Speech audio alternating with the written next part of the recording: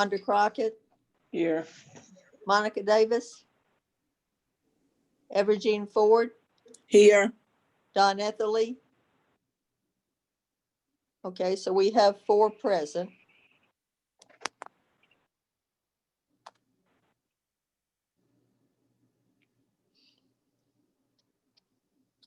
Everybody has the meeting, minutes of the meetings in your packet.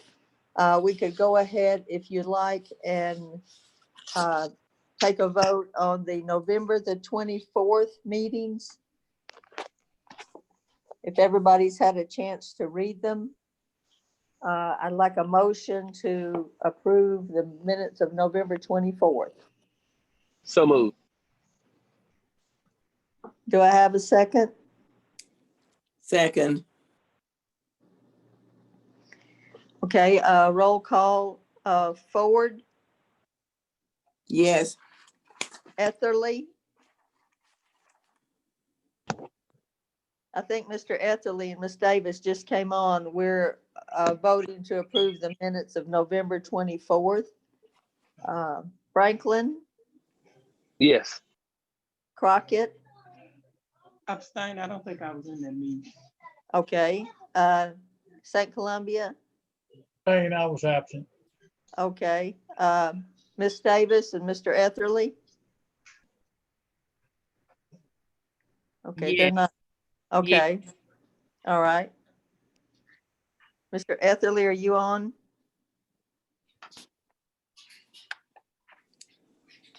He's muted. Okay. Okay, I had 4 yes. Yes. On the, okay, the minutes of November 24th. Okay, now next is the council minutes of December the 1st. May I have a motion to pass the minutes of December 1st? Joe St. Columbia, I make a motion that we accept the minutes of December the 1st. Okay, do we have a second? Second. Okay, I'm gonna call roll. Etherly, Forward, Yes. Davis, Yes. Crockett, Abstain. Franklin, Yes. and St. Columbia. Yes, Okay, that's 4 yes for the minutes of December the 1st. That's all the minutes I have. The next item on the agenda would be the treasurer's report. okay.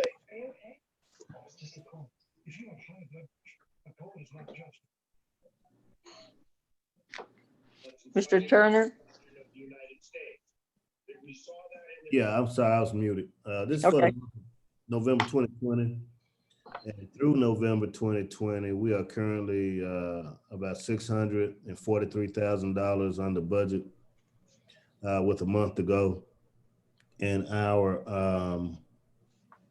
average monthly expenditures are about $642,500. So we're right on that line where we should at least, I think we'll come in under budget for the year according to the way we've been progressing so far this year. What I've done up to date is I've added $75,000 in appropriations to the budget for the garbage trucks that the city council approved. I think they approved that purchase in October and November. So I went on and added the appropriations for the garbage truck. And I updated the projected revenues due to the receipt of the CARES Act money from the federal government. And we did receive that money in December. And that amount was $486,585. So I'm going to update my projections in the budget to reflect that, to reflect the receipt of those CARES Act funds. And as far as the overtime is concerned, I have 3 departments that I would like to ask for additional appropriations for. Code enforcement was $60. I think It's been like that for a minute, and I keep forgetting to ask the city council to appropriate the additional $60 for the code enforcement overtime. For fire department, they need an additional $10,177 in overtime. And the police department needs an additional $22,097 in overtime appropriated. And so those are the three departments that I would like for the council to add appropriations to. They can think about it, they can do it now if they want to, or they can consider it, but they're over budget by those amounts right now. And that's all I have for now. Mr. Turner, Yes, sir.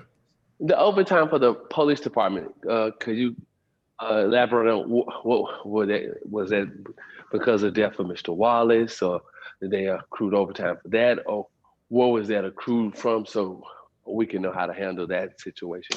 I'm not exactly sure. I saw Chief Smith today, and I didn't ask him about it, but so I couldn't answer that. You'd have to get the chief to make some clarification on that. So I mean, I don't know about the police department. So there's no documentation that he gave or anything to say, hey, this is where this came from, or something like this. So we would know. I mean, I'm not saying it nothing negative about it, but I kind of want to know how since we're no, okay. So can we get something from him? Can you and the mayor and him, or whenever you all decide, we need to have something in writing on that? And what other department did you say as well? The fire department. Code enforcement, police. Yeah, the code was over $60. The code was over $60, and they've been like that for a minute. I just keep forgetting to ask about it. And the fire department was over $10,177.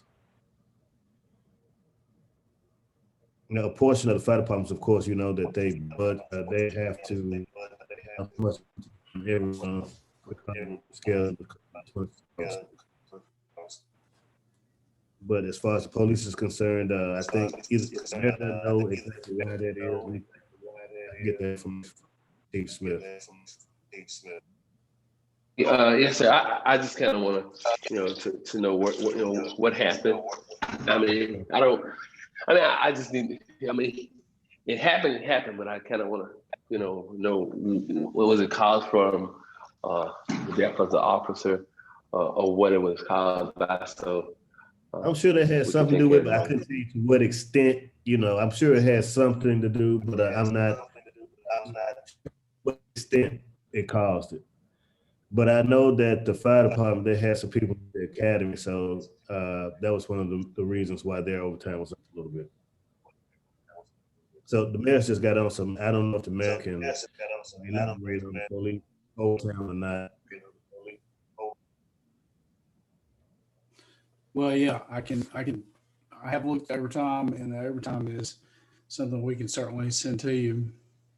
It's not only, it's not unexpected. It's totally appropriate. As you can probably imagine, we've had an awful lot of incidents, especially with Officer Wallace's shooting.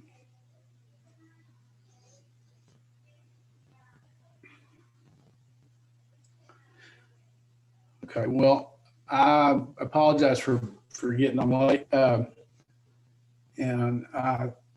Mr. Turner, did you have anything else? No, sir. Okay.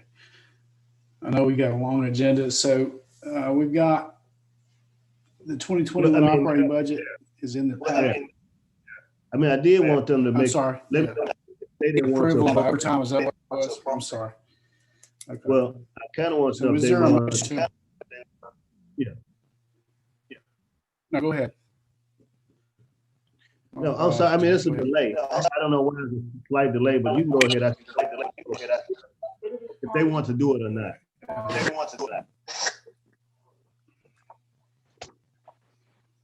Yeah, something's going on. Since this is Christopher Franklin. Since we were made aware of this, I think we could wait until the next meeting or whenever to approve this, so we can have some form of documentation. I had asked before that when you all have something for us, do not give it to us the day of the meeting. Try to give us in a couple of days before, so we can look over it and we can make a judgment on that. So that's just me. We just got this tonight again. Overtime, the overtime issue.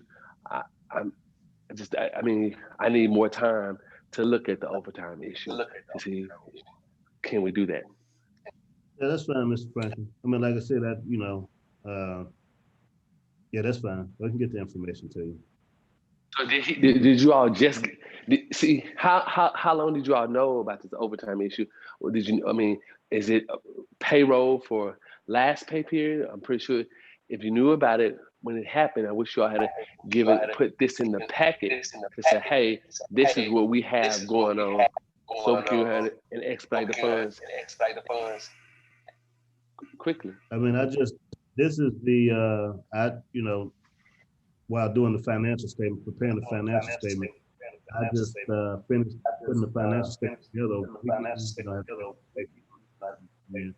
And so that's when I really kind of in a form report. It's not until complete the first report. I just completed that over and yesterday. Technically, I mean, whatever day I finish.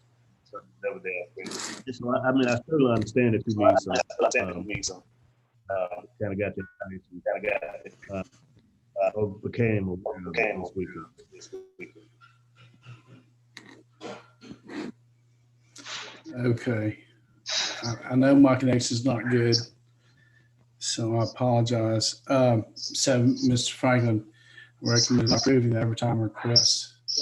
Is there any other discussion or questions, Mr. Turner?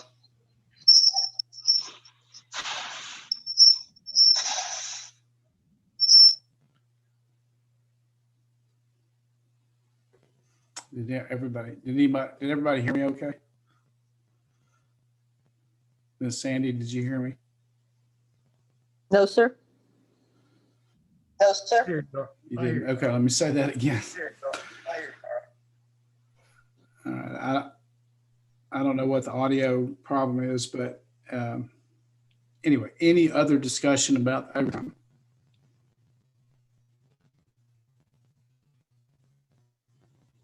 St. Columbia, I have none. Everybody hear that? All right, so it sounds like, again, I look drunk on this thing.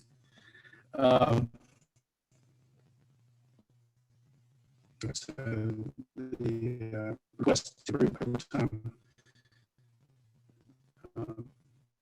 is not approved. I'm sorry, I'm breaking up. Mr. Turner, was there anything else?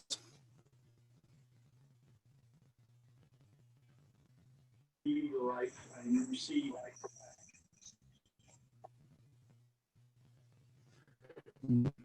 I don't know what's going on.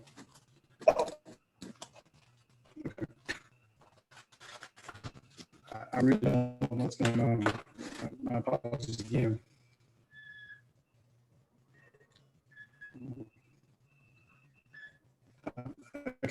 The next item on the agenda is the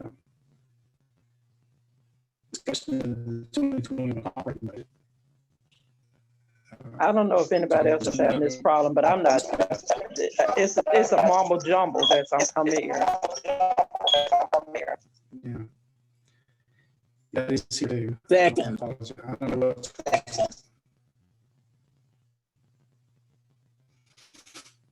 I knew that either. I'm sorry. I'm trying to see if there's anything I can do online.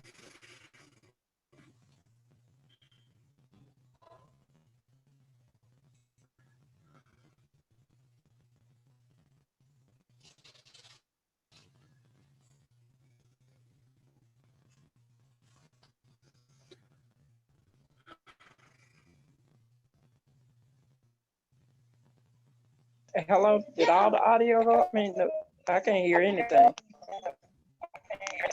Ms. Crockett, I hear you. No, I'm trying to see if there's anything I can do here at my house. Seems like we're having a problem with the mayor's conversation. Okay, so.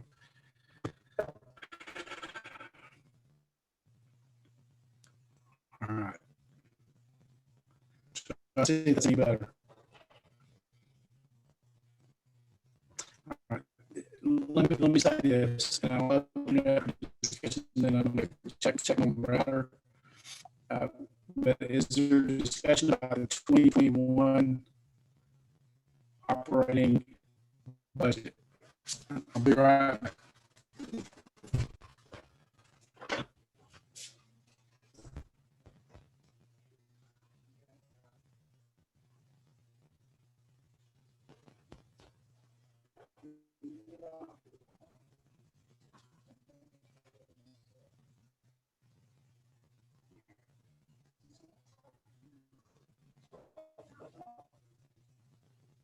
Okay, so can somebody tell me what's being said?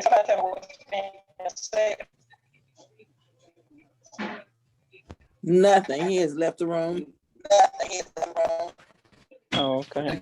Well, it's not, I'm sorry, not anything going on.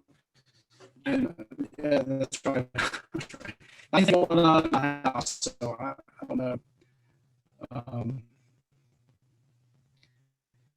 Yeah, everything is off online in my house, so I'm trying to.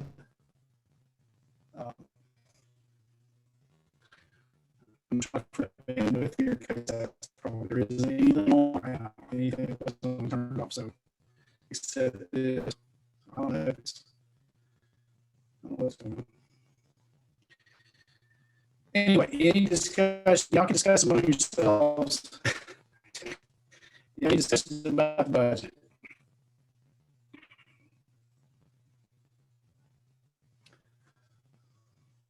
I believe what the mayor is trying to say is that any discussion regarding the 2021 budget.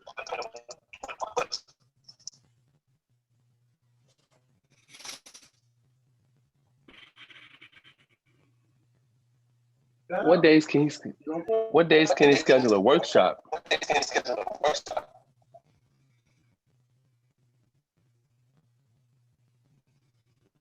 I believe the more appropriate question is what days are you all available?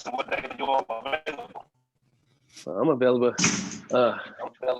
I'd like to have one for next week because there's a lot of raises in the budget, and I want to understand.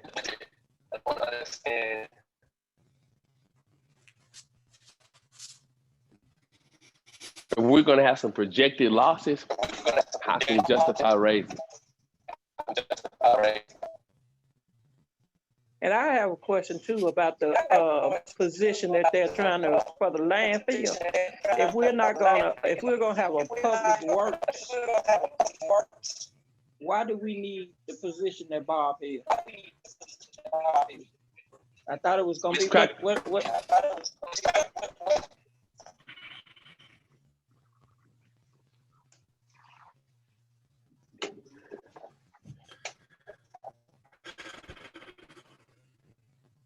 We can remove it if you like. I'm sorry.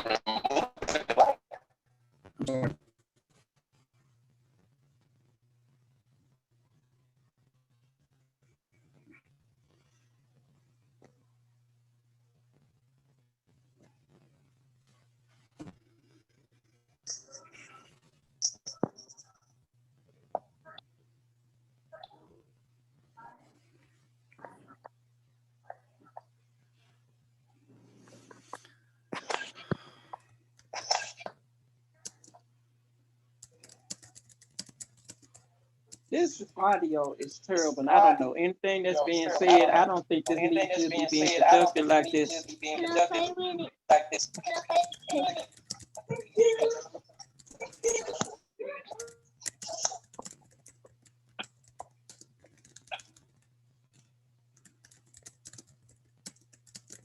Would y'all like to adjourn until we can get the audio clear?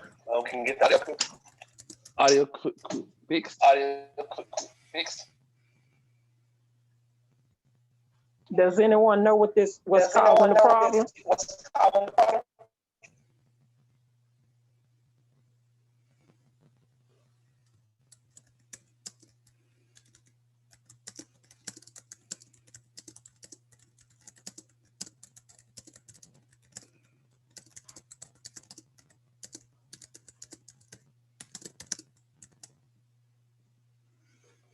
Seems to be an echo.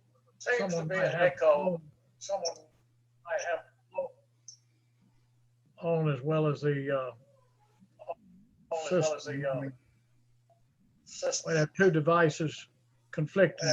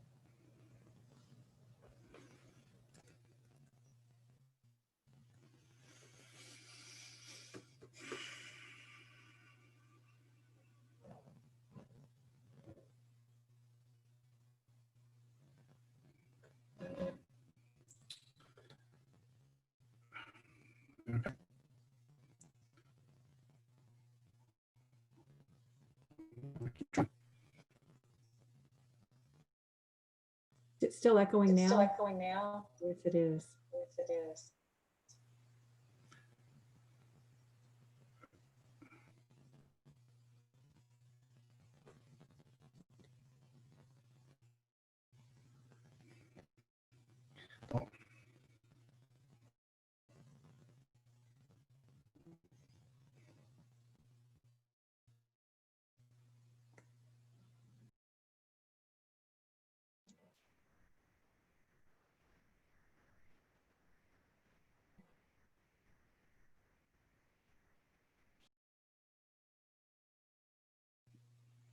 Okay, I stopped my video in case this helps. Does this help? I heard you perfectly then. Okay. Well, maybe nobody wants to look at me anyway, so we want to try this for a minute and see. Seems like that's working. Anybody else? I hear you just fine. Okay. Somebody Okay. is not Well, maybe muted out. taking my video. That's where you're hearing the echo in there. Well, maybe. I'm actually not hearing any echo. I just see, you probably are, but I just see the images and I don't hear everything, but okay. Well, I mean, I can mute mine, but then you can't hear me, obviously, which is fine. If Don can run the meeting and I'll chime in when I can, how about that? But if you want to try it, it's kind of hard to say what the problem is, I guess.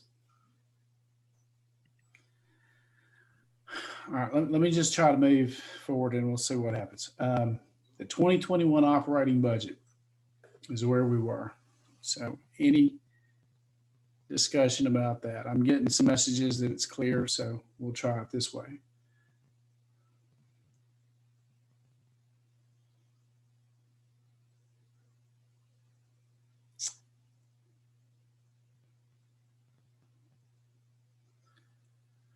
Okay.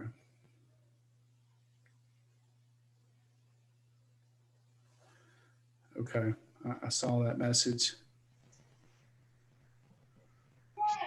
I thought we were discussing workshops.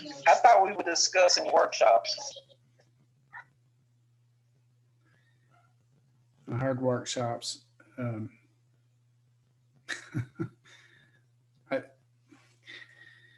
Okay, it sounds like I need to mute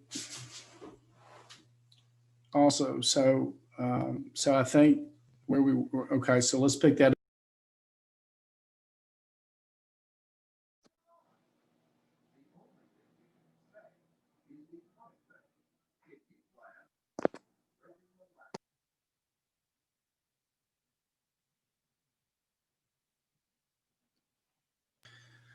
Okay.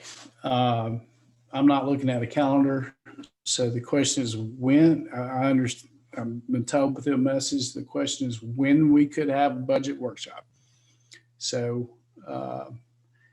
if I'm not making, so we do have one scheduled Tuesday, Ms. Halbert says. So is there any problem with having a workshop on Tuesday? And is it 5:30? Is that correct?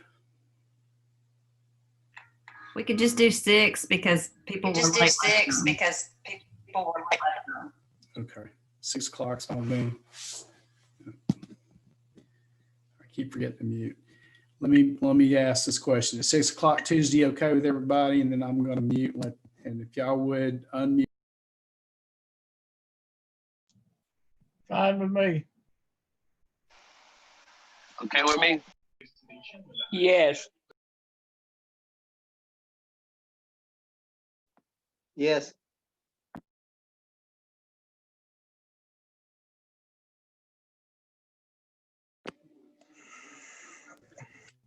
I think that's a quorum. So we'll make it 6 p.m. Tuesday. It's already scheduled for Tuesday, but we'll make it 6 p.m.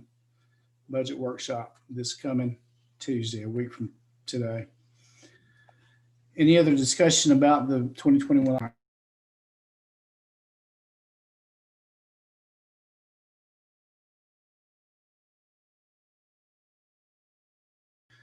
Okay, hearing no discussion, let's move on. And any questions or information you would like to have for next Tuesday, feel free and ask us. I hope you can hear me. Yeah.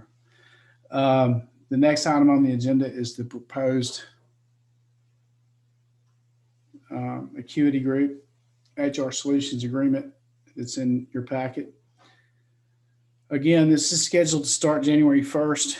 There are 2 entities in Arkansas that have experience with this kind of HR solutions for municipalities.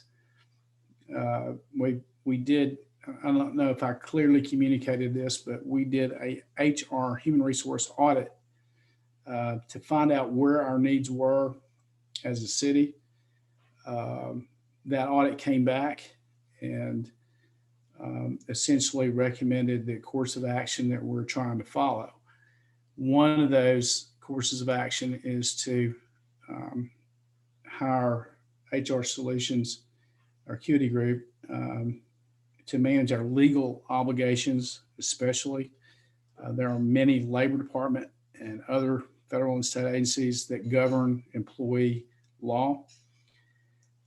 When an entity, any entity, but particularly cities or public entities, violate those laws, there are severe consequences that can happen, particularly financially. The audit that we had performed revealed the need to update, I'd say the best word for it, our system for dealing with those changes, which happen rapidly. We have a new administration coming in January. We'll probably will have some even more changes coming down the pike, and we need somebody who's much like a lawyer in a way, tracking those things as they happen. So again, it's a budget neutral act.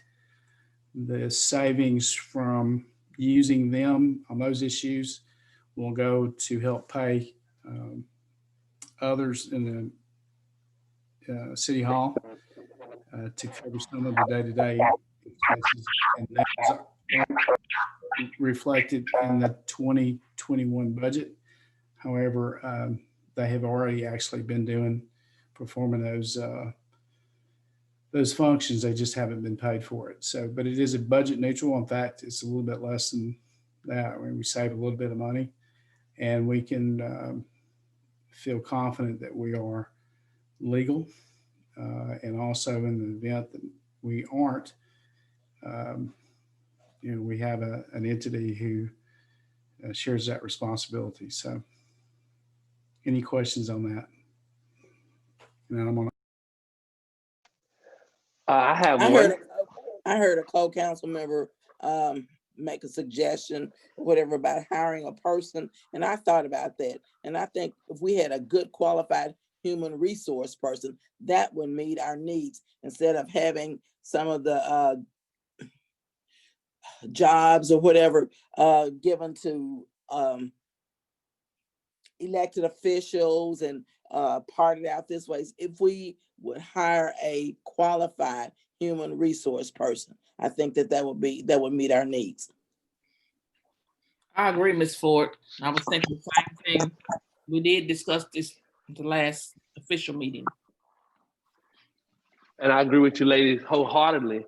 I was the main person who said, why would you hire somebody?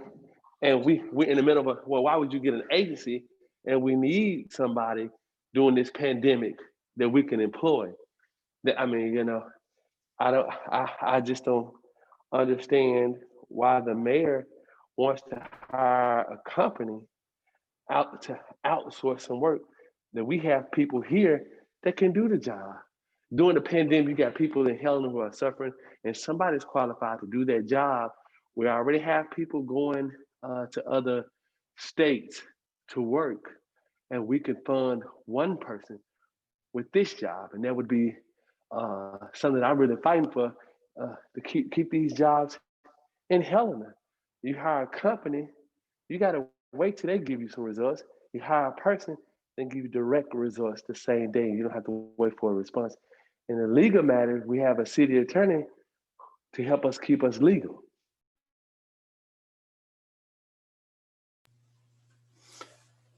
any other comments or questions? Andre Valley, City Attorney. I think for clarity, the legal part that he was talking about is the legal filing of all of the documents with the various agencies is what he was saying about legal, not doing actual legal work. But for instance, the things you file under Obamacare, the things you file monthly with all other agencies, I think that's what he used the term legal loosely in that term. Thank you, City Attorney. And I'm. Go ahead. Thank you, City Attorney. I just want to. I thought that was one of his reasons for saying it as well, but I just jumped out there. But I do believe that if the person has a background in human resources, they would know all the legal terms and things, how to file for Obamacare, for the Disabilities Act and all that as well. I'm pretty sure if we hire a person who has a degree in human resources, they would be able to handle that. And I think we had, Mayor, if I'm right, we had an employee to approach the mayor about that position, and the mayor thought about it, and then he pulled it back. So the response to whether we should hire locally, as I said at the last meeting, is we advertised the position. We advertised it for 10 days. We got, if I remember correctly, 3 applicants. I interviewed 3 people. They did not have the experience, formal or informal, in human resource law or human resources regarding the issues that are most important to the city. And that is those things that keep us, as I said before, legal with the Labor Department and others, so that we don't get fined. And but we did apply locally, and nobody applied who had those kind of qualifications. I interviewed all 3 of them. We did an audit instead to see whether what we really needed to do, considering that we had already tried to hire somebody and it didn't work out. We didn't get the applicants, and we tried. We advertised everywhere we could. We talked to people and so forth. And there just wasn't the interest in it from those people with the qualifications that we needed on HR law, which is, like I said, to keep us in compliance with HR regulations. And I don't know if it was the salary range or what the reason was, but we got three very good people. They're qualified in many ways, but this was not one of them. The audit revealed some real gaps in the way we have done it in the past that exposed the city. That's something that we need somebody to look over our shoulder who is dealing with this on a daily basis to make sure that we are kept out of trouble as a city, because if we aren't, it can get very expensive very fast. And then finally, we have had local people doing this job. They work at City Hall now. They just haven't been compensated for it. And so that compensation is reflected in the 2021 budget. So that was the recommendation of the administration. If they have been doing these duties, why didn't they apply for the position? And Andre, I want to know if, I'm sorry, Attorney Valley, does the Municipal League do any type of training or have information regarding the documents, the legal documents with different programs that need to be filed? Can a person be trained attend workshops to enhance? I know they can have a HR degree and experience will be very, very good, but you have to keep up to date on what's going on and the new programs and new laws and everything like that. Does the Municipal League provide any training regarding that?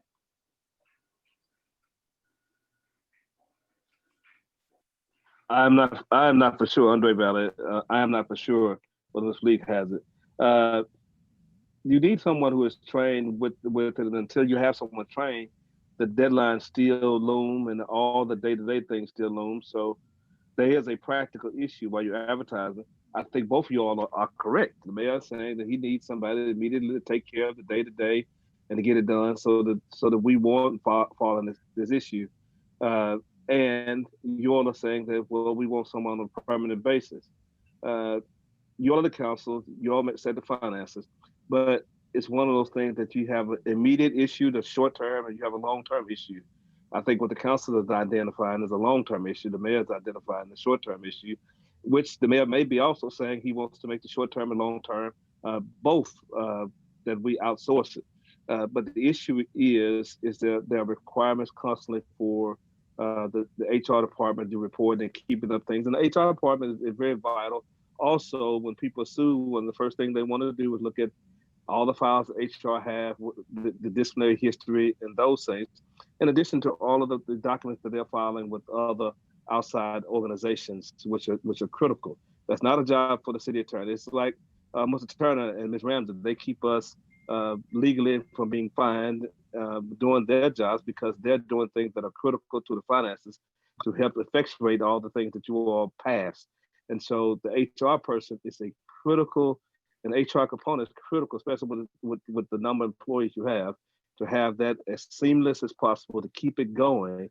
And so that the reports can be filed and all the documents are kept and all reporting is done to all outside agencies. So I don't know how you all want to resolve the issue. There is training out there. I don't know what training Ms. League has. I would check on that. The mayor's already checked on that. He's giving you all reports as to why he has outsourced it because of the audit that he did. He addressed it at two different meetings about an audit that he had conducted related with what our needs. And he feels this is the best thing. You all disagree with it. But I think that you all have to do is decide, okay, short term, what is our objective? Long term, what is our objective? Then go from there. This is Wanda Crockett. Did you say he has already outsourced it? No, ma'am, I did not. I said that when he gave a report last month that he had an audit conducted, and he gave you all a report that he was doing an audit, and part of the report was for them to do part of it being outsourced, and that's what he's talking about now, I believe. But that was part of the report that was given to us in October, I believe it was. And so that's where we are. That's what I was saying. He has not outsourced it. You all hadn't contracted it. And he's speaking to you all about that now. That's right. Thank you. What they did was look at our files and see where we might be weak. But I can more directly answer Ms. Ford's question. The municipal league does have, they do offer HR training, and we've always taken advantage of that. The people who conduct that training for the municipal league includes the acuity group and the lady in or the company in Springdale. That's who performs the training. We have always taken advantage of that, to my knowledge, not to reflect poorly on anybody, but it is a daunting challenge to keep up with all the changes, all the regulations, all the announcements, the bulletins that come out on a daily basis from the federal government regarding labor standards.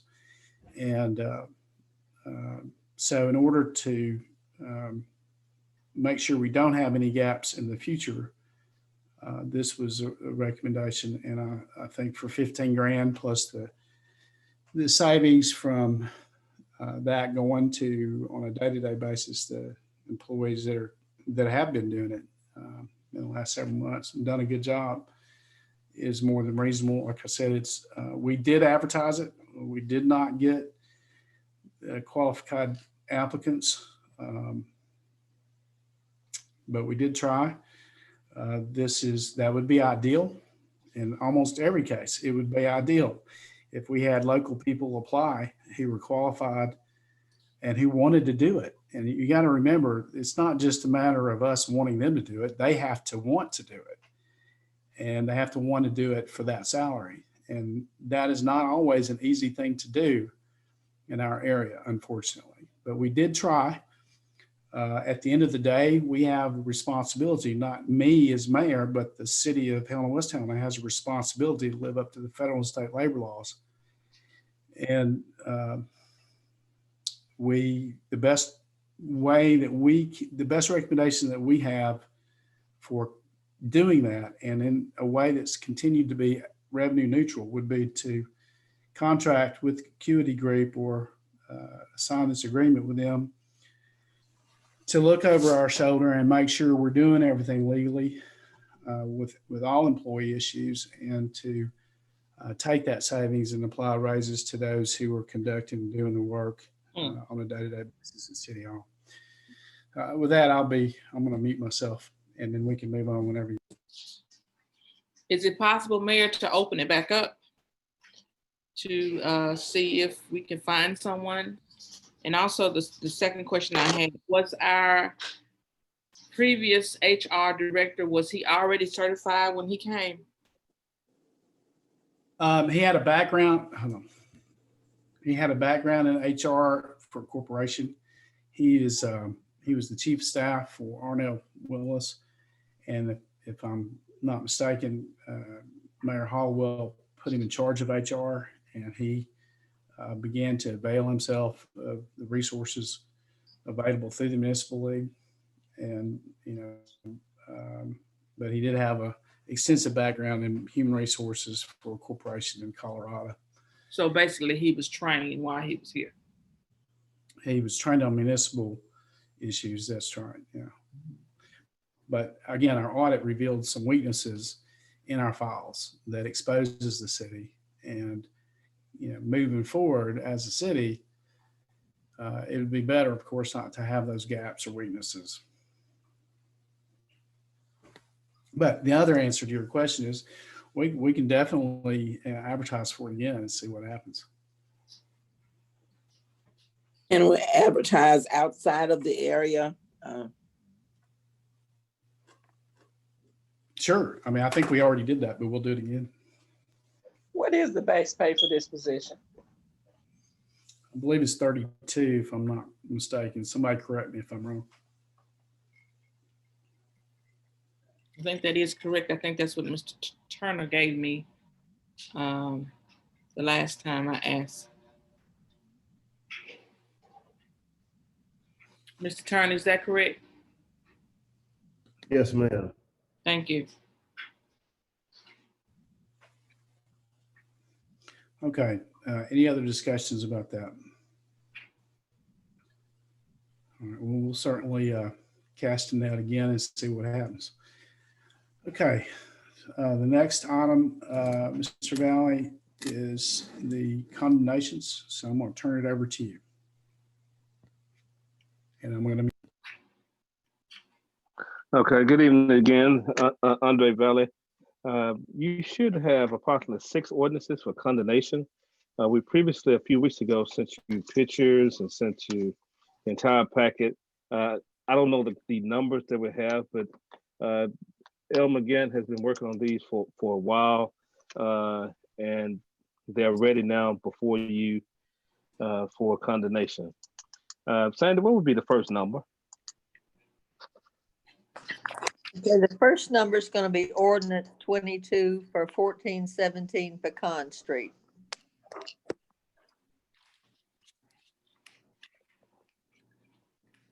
(1417) Pecan Street. Now, Mr. Elmer Morton, he, as assigned by the mayor, was sending all of the letters out, and 1417 Pecan Street. He reviewed it. We gave you all the pictures. Is there anyone here who has any objection to condemnation of 1417 Pecan Street, or you're here as an owner or have an interest in 1417 Pecan Street? Okay. What we would need is the council needs to, Madam Clerk, would you so note that there's no one here that objects? And we would need a motion to suspend the rules, place this on the third and final reading the title only. So move. Second. Is there a second? Okay. Mayor, if you will allow me, it was moved by Miss Crockett, second to sound like Miss Davis. Yeah, Andre, go ahead and I'm going to stay on mute to try and reduce them. Okay. Any discussion? All right, Madam Clerk, will you call the roll on that? Davis, Yes. St. Columbia, Crockett, Yes. Franklin, Yes. Etherly, Yes. Ford, Yes. 5 yes, 1 absent. Is there a motion to adopt? So move. So move. Second. Move second. Move. The appears is moved by Crockett, second by Franklin. Any discussion? Okay, Madam Clerk, will you call the roll? Etherly, Yes. Ford, Yes.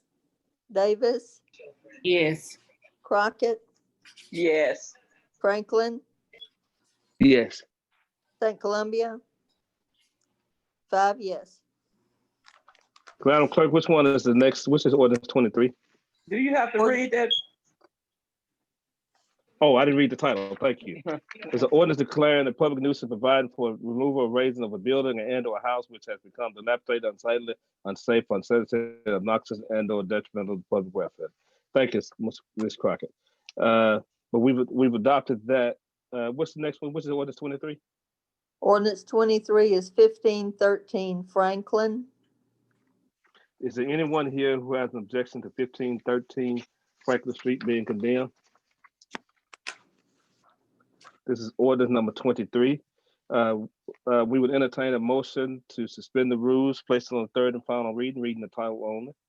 So move. Second. It's motion by Crockett, second by Davis. Any discussion? Okay, Madam Clerk, will you call the roll? Davis, Yes. Crockett, Yes. Franklin, It's a slap in the face, Mr. Tummy, that I come in here and I tore up the list because I was pissed off. Mr. Franklin. Etherly, Yes. Ford, Yes. St. Columbia, Franklin. Okay, that'd be four Okay. yes. This is ordinance number 23, 2020 relating to it's relating to 1513 Franklin Street, and it is an ordinance declaring a public nuisance, providing for removing or raising of a building and or house which becomes dilapidated, unsightly, unsafe, unsanitary, obnoxious, and or detrimental to public welfare. Is there a motion to adopt?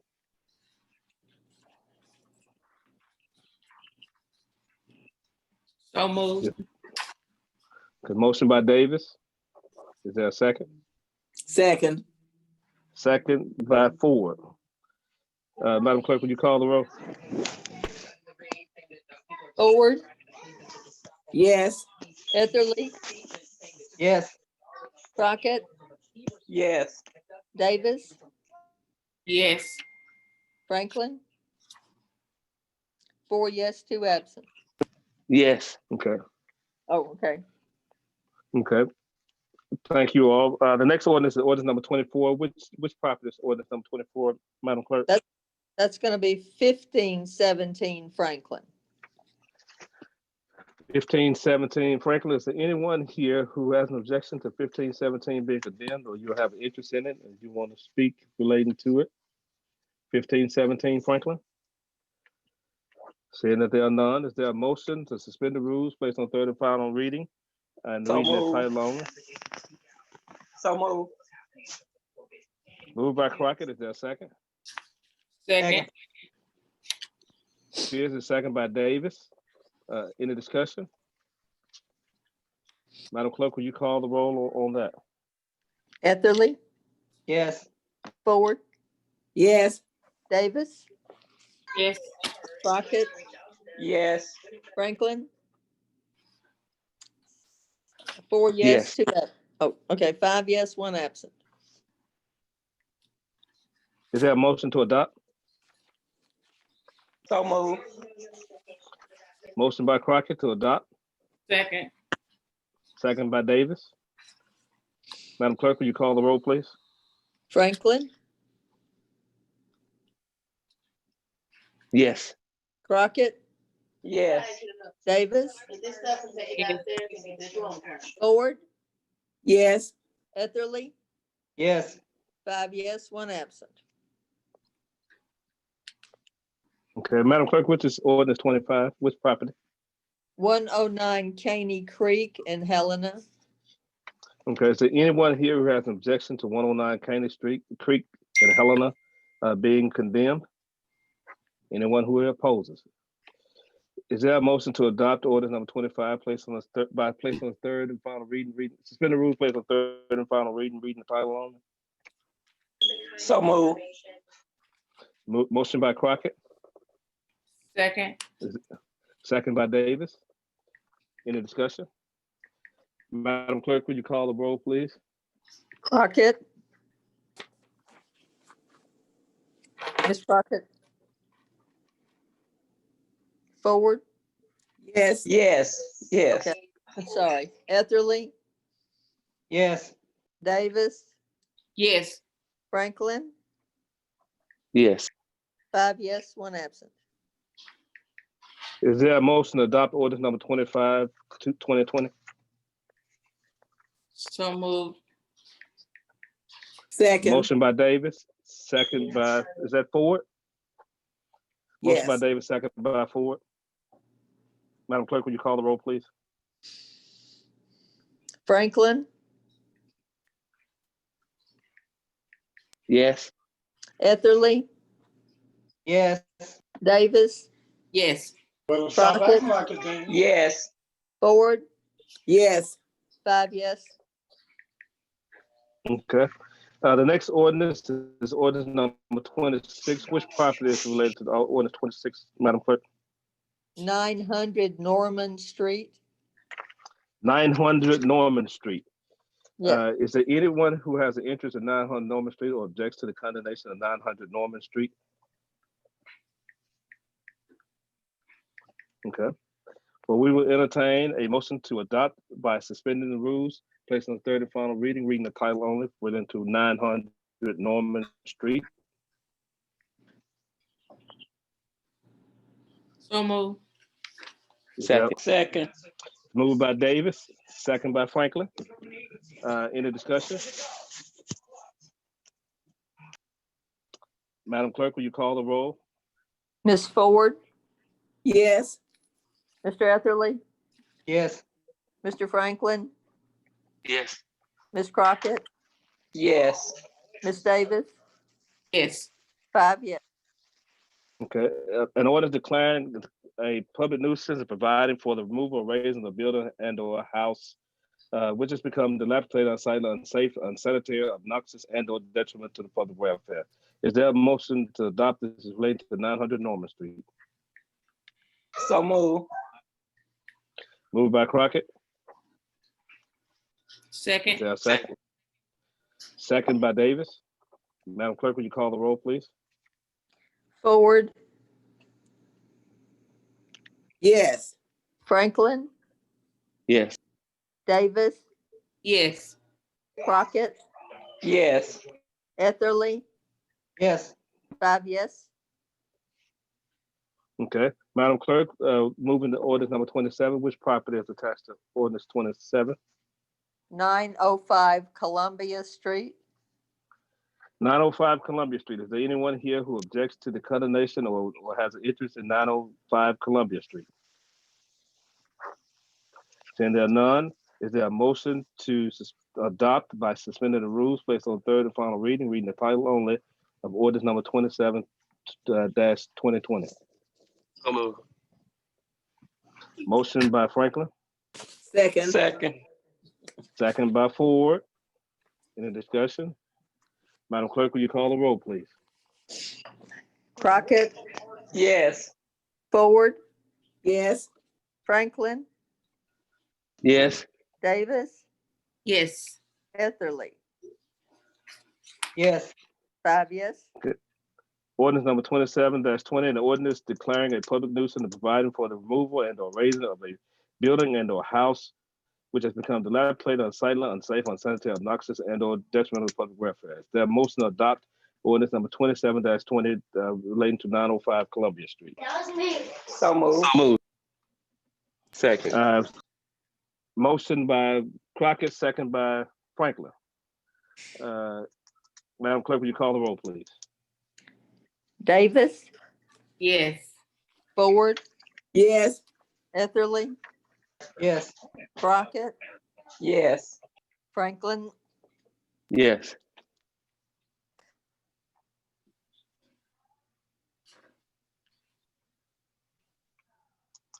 Okay, motion carries. The next one is ordinance number 28-20. Madam Clerk, which property is that? 605 Beechwood Drive. 605 Beechwood Drive. Yes. Okay. Is there anyone here who objects to the condemnation of 605 Beechwood or has an interest in it and would like to speak on behalf of any property owner? Okay, seeing that there are none, is there a motion to adopt ordinance number 28-20 relating to by suspending the rules, placed on third and final reading the title only? So move. Motion by Franklin, Second. second by Crockett. Any discussion? Madam Clerk, will you call the roll, please? Franklin, Yes. Davis, Yes. Etherly, Yes. Ford, Yes. Crockett, Yes. 5 yes.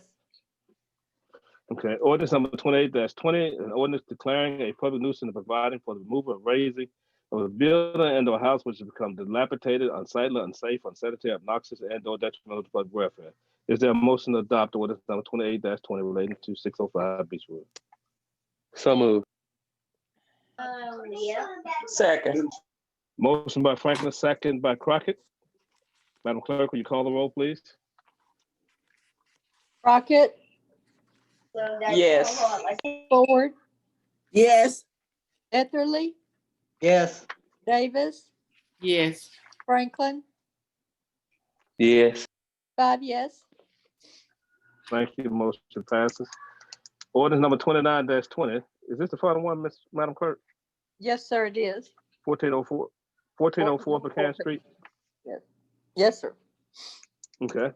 Is there anyone here who objects to the condemnation of 1404 Pecan Street, or has an interest, would like to speak on behalf of that property? Okay.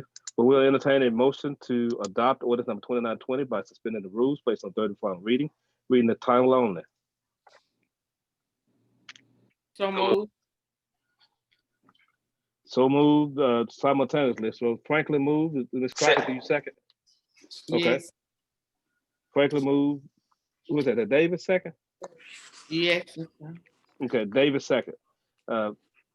Motion by Franklin, second by David. Any discussion? Madam Clerk, will you call the roll? Crockett, Madam, Yes. Forward, Yes. Etherly, Yes. Davis, Yes. Franklin, Yes. 5 yes. okay. Is there a motion to, I'm sorry. Ordinance number 29-20, an ordinance declaring a public nuisance and providing for the removal and or raising of a building and or house which has become dilapidated, unsightly, unsafe, unsanitary, obnoxious, and or detrimental to the public welfare. Is there a motion to adopt ordinance number 29-20? 2020, I'm sorry. Move. Motion by Franklin, Second. second by Crockett. Madam Clerk, will you call the roll on ordinance 29-20 relating to 1404 Pecan Street? Franklin, Yes. Davis, Yes. Forward, Yes. Etherly, Yes. Crockett, Yes. 5 yes. Okay, motion carries. Now, at this point, if you notice, there were no emergency clauses in these. The sanitation department at this point will begin to mobilize. Greg, the code enforcement, Greg Williams, will have to call Arkansas one call to make sure that all the lines are pulled from the building, to make sure all that is done before you can begin to tear the structures down. So that's going to take approximately 20 to 30 days before they'll be ready to do the first one. And then you have to move through with the normal schedule for us, how Mr. Jones does those. But at this point, code enforcement will call one call, so they will come out to look at the property, make sure all the utilities are disconnected before we can begin to raise them. I hope that answers any questions you may have. Thank you all for adopting all of these. They're necessary, and there are a lot of other ones in the hopper that Mr. Elmer again is working on, and we'll be getting those to you. As we typically would try to give you 30 days notice, so you can look at the pictures and look at all that. If you have any questions, you could do so. But now that we're back in this mode, you'll start seeing a lot more of these. With that, I yield to the mayor. Thank you, Mr. Valley, and good job. I'm gonna let you catch your breath for just a second because you're about to come back up again. Ms. Ramsey, do you want to discuss the swearing in ceremony? Yes, sir. There's not going to be a ceremony at the courthouse. So as we've done previously, we will have a judge at the first council meeting in January to swear you in, unless you know someone else that I put the list out as to who can swear you in that will do it beforehand. So we'll make sure everybody gets sworn in January.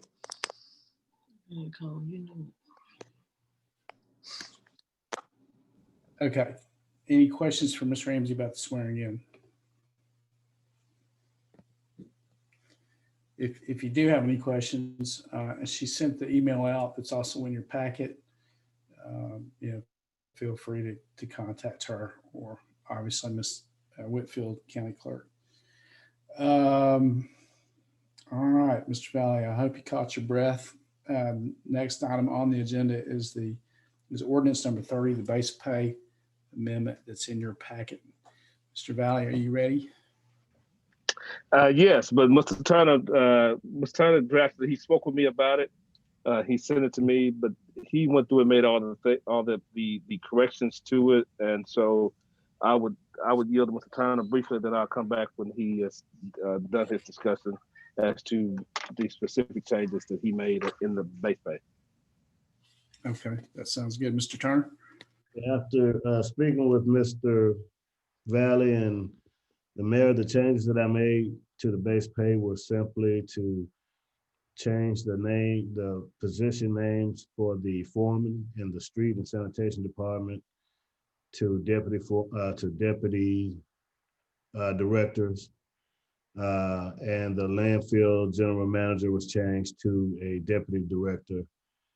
The assistant manager at the landfill was taken out. That position hasn't been filled in a while. And it wasn't even in base pay, but it was in that. The title was in there, but it had 0 positions. So I took that out. I added the position of Director of Public Works to the base pay. And everything that you have in your packet, those are the highlighted items that I'm discussing. And so the Public Works Director was added. I moved everyone that was at the minimum wage, the $10 minimum wage, to $11. I moved 4 of the positions, the 2 foremen, and street and sanitation, and 2 supervisors in the water department to the minimum, the federal minimum, allowing them to be exempt employees. I think the person in the water department was already past the exempt level. The other person was like $100 away. And the 2 foremen in the street and sanitation department, I think they were less than $1,000 away, including the proposed 3% COLA, if that's what you guys do. But those were the changes that the mayor wanted, to have those 4 positions at the minimum to where they could be exempt from overtime. And I added some information in Article 2 regarding exempt employees, but I got that information directly from the employee handbook. And so it's just really supplemental information. There was already some information in there regarding exempt employees, but I added that from the handbook just to clarify a little bit. So those were the change. Oh, and the Director of Public Works base pay salary was set at $55,000.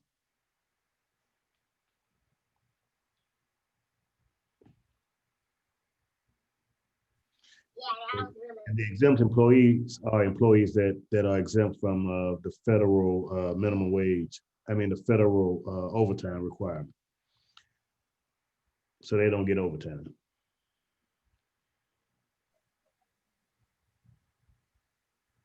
And that's the gist of it. It was not a lot added. Everything else that needed to be dealt with concerning the creation of the Public Works Department, that was done by the ordinance, in the ordinance that Attorney Valley sent to. And Mr. Valley, I guess I'm going to bring you in at this point and just open it up for questions too after you say whatever you feel like saying. Yes, Mr. Turner basically spoke to all the issues. He spoke to the exempt employees. And this is something he's been discussing with us for a while, about there were certain employees that we moved to a certain level, that we needed to move to a certain level to curtail overtime. And in this base pay, that's one of the things he's doing. In the ordinance that he prepared, the changes should all be in bold. If you don't have that, then please say so Mr. Turner can email it to you or get it to you so you can look at it and see precisely what he's talking about. In discussion with Mr. Turner and separate discussion with Mr. Mayor, what we discussed was, I sent you all an email that about creating the Department of Public Works. We took the ordinance that we previously had passed relating to consolidating the street and sanitation, and we're amending that ordinance just to add the landfill to it and create the 3 divisions, with the deputy director being, the foreman's names are being changed to deputy directors in both the street and sanitation divisions of the street and sanitation department, which, if adopted, will be a part of the parks public works department. And you would have 3 people who would be considered deputy directors. Mr. Turner has placed the mayor's salary recommendations in the base pay. so that we can begin to look at that, and you're gonna have a starting point for discussion as base pay. Of course, the mayor think the numbers are solid, and he would like to adopt it as is. But I'm not speaking for the mayor; he can speak for himself. But the thing I think the thing about it is the base pay is critical before we go forward with the Department of Public Works, because until you create the job, Department of Public Works is a misnomer if you're not going to create the jobs and the pay. Of course, the one caveat I have is the base pay creates the job, but you still have to have a funding instrument to give the money. So even when you're creating it, until it's funded by a budget or by some vote to give money to it, it is basically in it is created but not funded, so it's not functional. And so I remind you of that two instruments to do it. To effectuate this, we need three instruments. We need the ordinance creating the Department of Public Works, you need the base pay ordinance, and you need some funding instrument, which is budget, to give the money to the department. With that, I yield to anyone else. So I yield back to the mayor. Well, again, I'm going to open it up for questions for both of you or all of us. I have a question. I'm back to what do you say you call them, forms? Yes, ma'am. It currently in your street and sanitation, they're known as foreman. And it will change too. None of the job description would change, but no, I'm talking for the Department name. of Public Deputy Director of the Public Works, you have three deputy directors, one in each One of division. those should be at the landfill. Correct. So is the position of landfill, what is landfill, whatever Mr. Gaskin's position was? You won't have a general manager, you will have a deputy director. Okay, so did we take that position out? In this base pay, that position is being amended to deputy director. Okay. And I forgot to include that position in the base pay is 48,000. So what position is 48,000? The deputy director of the landfill division. Yeah, the landfill division. I'm sorry. So okay. No. What is the base pay for the street sanitation? And this, yeah. Yeah, 30. I put that at. Let me see.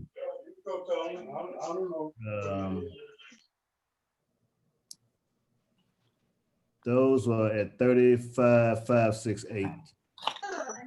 Now, and this is me personally thinking, I don't think that position should pay $48,000. Well, Ms. Quacker, I just put in there. I understand what you're saying. So, and this is just me. Because I think all of them should pay the same. Ms. Quacker, remember?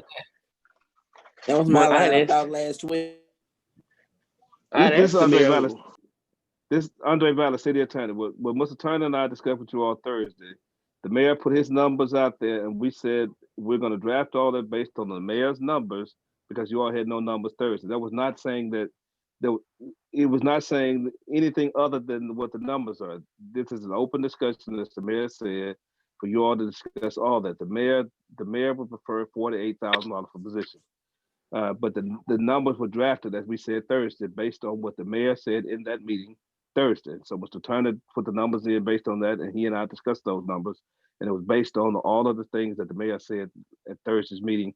And what we had told you all at that point was we were going to draft all the documents based on what the mayor had said at the meeting, because that was the only offer on the table. And we would give to you all for full discussion. Mr. Valley, I had told the mayor, I think it was 43 or something, and the mayor said he wouldn't go lower than 48. I said 45, and he said his number was 48. So I put a number out there. He said what he wanted. Yes, sir. I agree with you 100%, Ms. Franklin. I said the thing about it when I said speaking as me personally, as city attorney, when I said I drafted based on the mayor, the council speaks as a unit. And so I heard your discussion that you said 43,000 and the mayor said 48. Well, the mayor's the one proposing the budget, so he's his own unit. He's the executive branch. You all speak collectively, and so that's why the proposal reflects only what the mayor had to say. You all hadn't voted, and the way you all speak as a unit is through votes and meetings. And that's not to be disrespectful, but I'm just telling you why it's drafted the way it's drafted. So And this I will be one understand. of the discussions in the meeting on Tuesday, right? Do we need to discuss this now? Well, y'all can do both. Y'all are the council. Y'all can take it up now. You can discuss it at Tuesday's meeting. However y'all gonna do it, whatever your druthers are. Okay, I have a question for the city attorney. And city attorney is saying, okay, I know you're saying that the base pay is 36,000 for the street and sanitation. Are they making more than base pay? I don't know what they're making. The base pay, this is not a new position. This is renaming the new position. This is renaming the position. Their salaries at this point, they've been serving as foremen. The only thing we're doing is changing the name. If you want to address their salaries have nothing to do with the base pay. It has to do with future people because they are already operating in that position. Unless this is a raise. I understand what you're saying. Yeah, I understand exactly what you're saying about that. But what I'm saying, I guess my question is, I'm trying to see if they are already making more than base pay. I would have to ask Mr. Mr. Turner. Yeah, that's who I was asking, Mr. Turner, Ms. Rams. They are, you mean the current pay and the current base pay for the foreman position? No, not the base pay. The salary The actual pay. Two foremen are receiving now. Yes. Yeah, is it more than the 36,000? More than what's in the new base pay? Yes. No, it's slightly, it would be that the base pay is increasing their pay a little bit. I don't know exactly how much, but they would get an increase in pay. Okay, since all of them are being qualified as the same thing, why can we put in the base pay that maybe all of them come in at 40? That's up to you guys. Like Andre said, that's what the mayor proposed. That's his proposal. You guys can change it around any way you want to, but the initial proposal presented by him, those are the numbers that he requested. So you can change the numbers to anything you want to. Okay. So I have to look into this. We should have a discussion on this on Tuesday. And to add to what Mr. Turner is saying, here's one caveat that I want to give about the entire thing.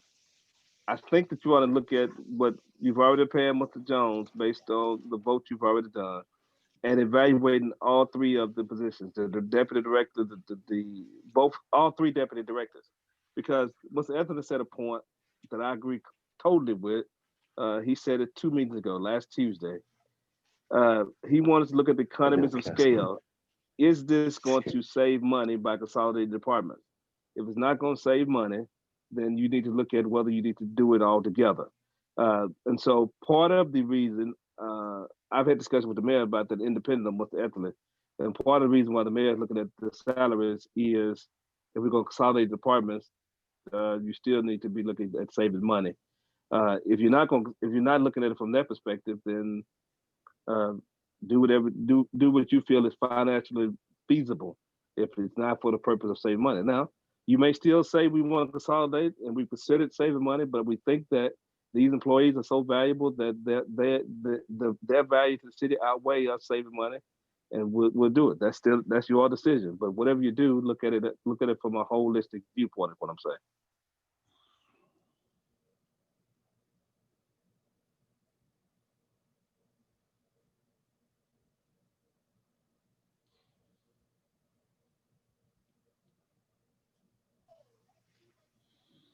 Is there any other discussion? Yeah. I'm sorry, I'm just giving people a chance to talk. Any other discussion on the base pay amendment? Thank you, Mr. Valley, Mr. Turner. Good job on that. If there's no objection, then we'll move on. The next item is actually Judge-elect Carter, who's asked to be moved to January. So we'll move past that. And Mayor, can I add something right quick to the to that Yeah. proposal? Sure. If council, if there's anything that you guys individually want me to, just you can call me, text me, or email me, and I, any change that you may want to do before. Well, but just give me a call. If there are any changes, or you have any questions, just give me a call. I guess I'll just leave it at that. Okay. Thank you, Mr. Turner. Okay, so we're going to move on. We're skipping the next item that has been moved to January and going to an ordinance waiving the bidding on vehicles for the water department and code enforcement. And again, Mr. Valley, really popular tonight. You're recognized. I don't have that, Mayor. What's that? Mr. Valley, Miss Ramsey here. We need. Who's making the purchase? Well, we're gonna need an ordinance Hello. waiving bidding to buy vehicles from under state contract for the water department and one pre-owned vehicle for code enforcement. I've got the information on my desk. We could pass the ordinance Tuesday night if I can get you the information. I'm waiting to see now if I'm going to be able to get 2020 trucks or if I'm going to have to take 2021s. There was about $1,000 increase in the price from 2020 to 2021. So I can get you that information before our next meeting. Question. Okay. Oh, go ahead, Mr. Val. So we're definitely meeting next Tuesday at, is it 5:30 or 6? 6. Okay. That's all I was trying to see. Yes, I can get it prepared. I just didn't have any information with me. I wouldn't sit there all the day. I didn't have any information with me. I yield to Ms. Crockett. What, Miss, on the truck for the code, I mean, the vehicle for the code, it's not supposed to be, it's supposed to be a vehicle under the 15, we never code.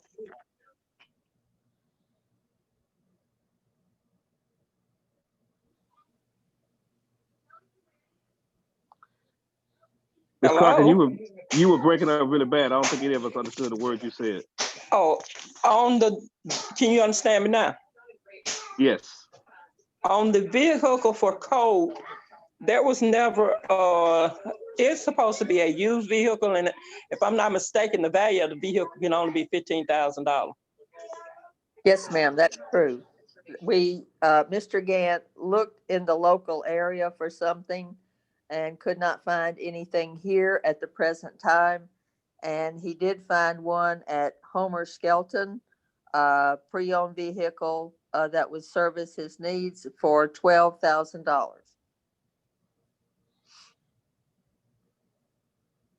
And as of this afternoon, it is still available. So is that the thing is that what you have? So why are we waiving?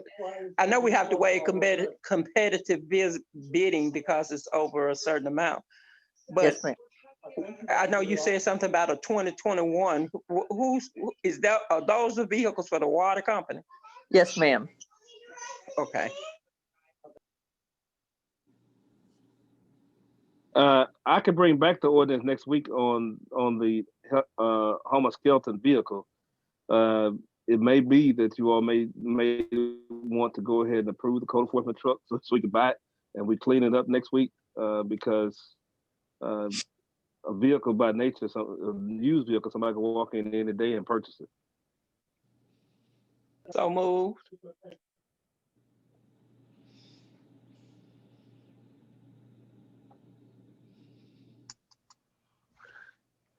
Mr. Mayor, I think Ms. Crockett is moving to authorize you to purchase a vehicle from Homer Skelton for code enforcement. Ms. Ramsey, do you know the make and model of the vehicle? No, sir, but I can get it for you. Okay. Oh, I Is have there, it here. It's a 2014 Ford Explorer 4-door sport utility, $12,542. Well, I would well, suggest you might set up. I could type up that ordinance while we talk. Is there a second to that? And I could type up the ordinance, we come back to it. Second. You can second it and you can vote for it. But the more specific the motion is on the vehicle, the less likely, or I guess the more our arms are going to be tied as far as what we get and what we don't get. And Okay. What So, are you Mayor- saying, Mayor? Mayor, are you Either trying to on get this state- specific vehicle? It's either on state contract or it's not. So if it's not there, then, we're going to do all this all over again. So, I mean, a spending limit makes more sense. And it also kind of gets into the day-to-day running of the city when you start. I mean, the next thing is, put serial numbers down. Well, But well, the question that I thought was that you all had specifically picked out this vehicle. I haven't picked out anything.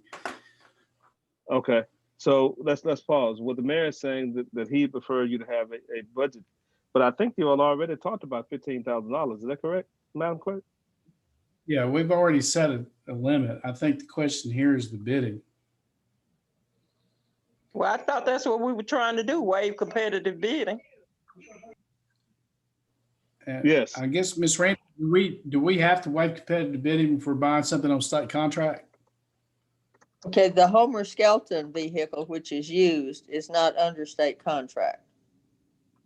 Yeah. And haven't we been, or maybe I guess the audit citation was we did not waive bidding when we bought something that wasn't on state contract. Is that what it was? Or was it that we're supposed to? The audit was that we paid for the vehicle and it was the police cars. We paid for the vehicle and the lights and sirens with one check to the car dealer.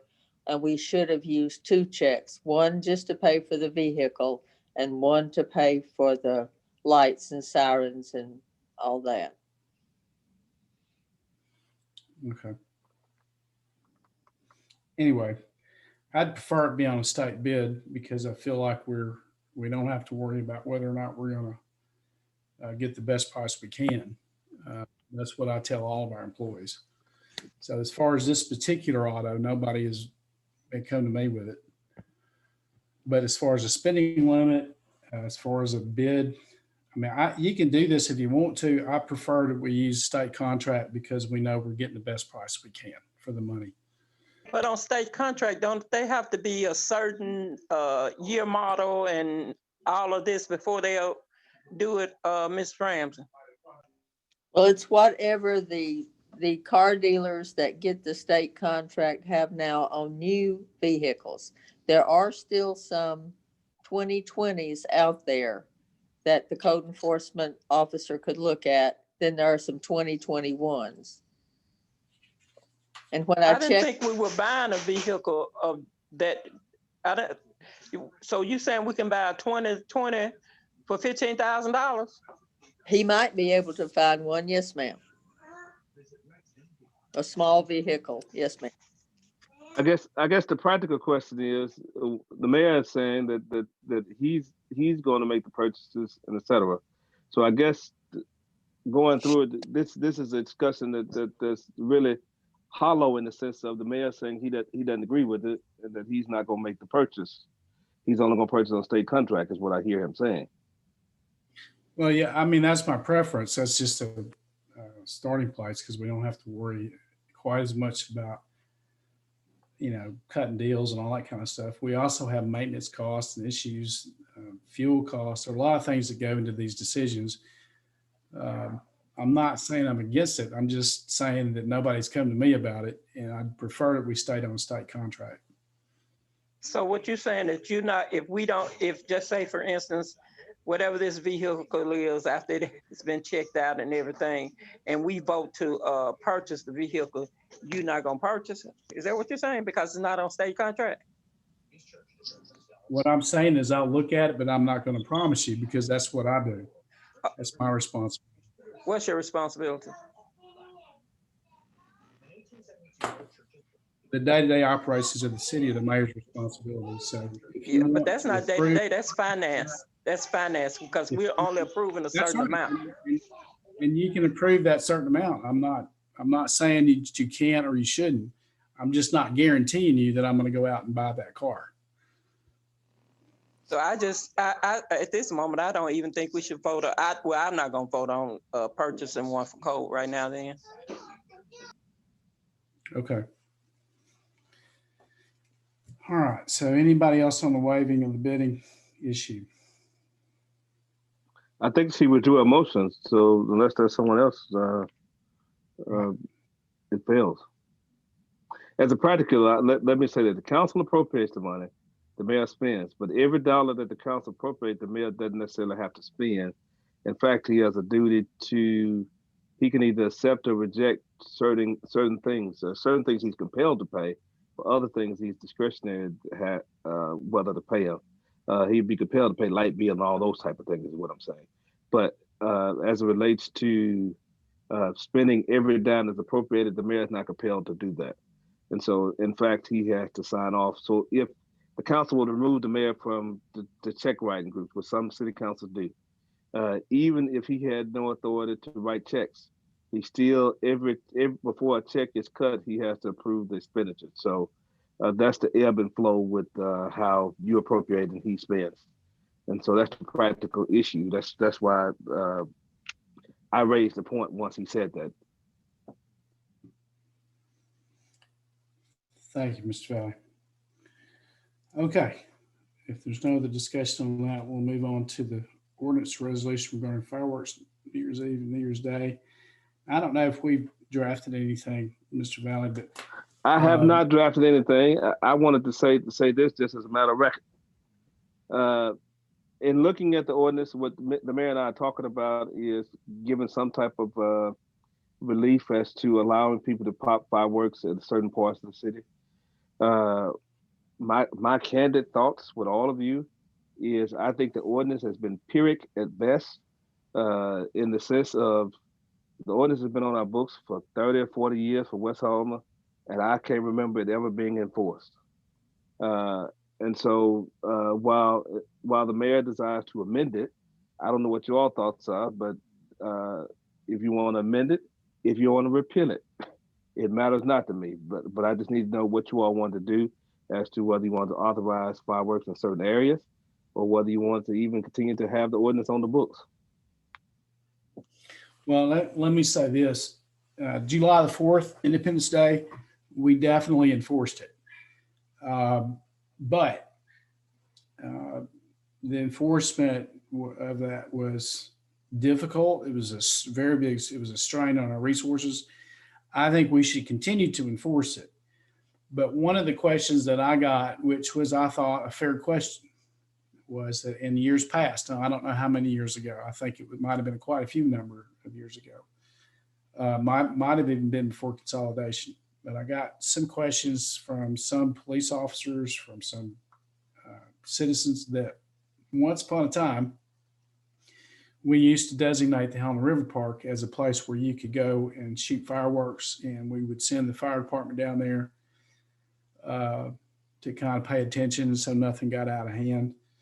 And as long as you were operating them safely, you weren't having bottle rocket wars or something, you could have a designated place to shoot them inside the city limits. I thought that was a fair suggestion. We certainly worked ourselves to death July the 4th with some of the newer bombs that basically have come out that have not yet been regulated as illegal. They were going off all over town. I can tell you for sure, a lot of citizens expect it to be enforced. And even while we're enforcing it as well as we can across town, we have people just at the same time saying we're not enforcing it, but we are.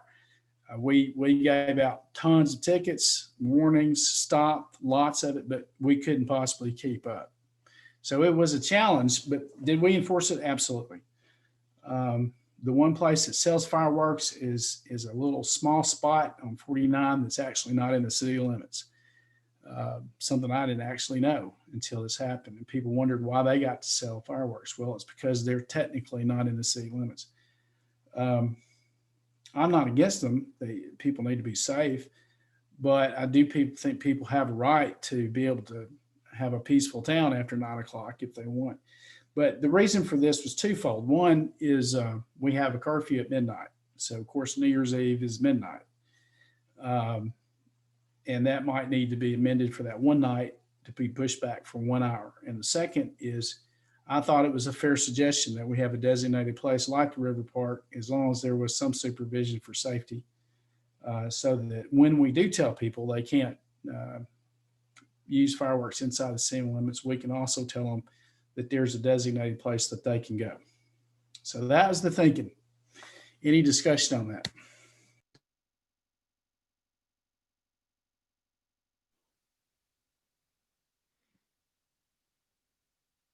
Whatever the council desires is fine with me, as city attorney. When I said we hadn't enforced it, what I mean is I don't ever remember prosecuting a single citation. I've never seen a citation written by an officer. That's what I was saying.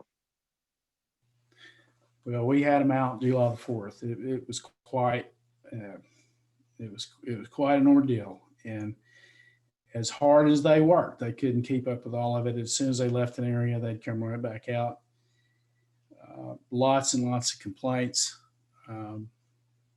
But I mean, we can move this till Tuesday. The biggest issue is obviously New Year's Eve. So if there's no objection, we'll let you have a chance to get with Mr. Valley, with me or anybody else, and bring this up on Tuesday's agenda if there's no other discussion. Was there a proposed ordinance in the packet? I don't seem to see one.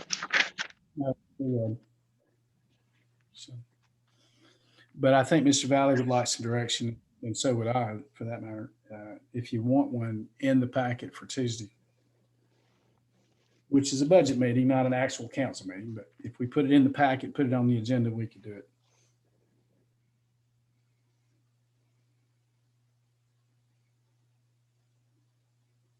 Okay. All right. Well, I'm having no further discussion. I'm going to introduce Julie Luther Kelso.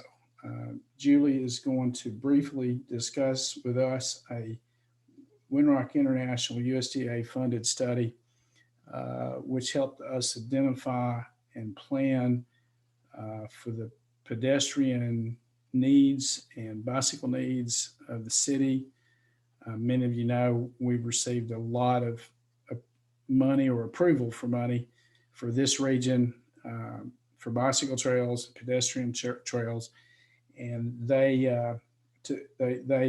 were identified as the group to come up with a plan. It's a very impressive plan. I know it's a long night. We don't have a lot of time, but this is kind of an introduction to that plan. So Ms. Kelso, I'm going to recognize you at this time. Thank you, Mayor.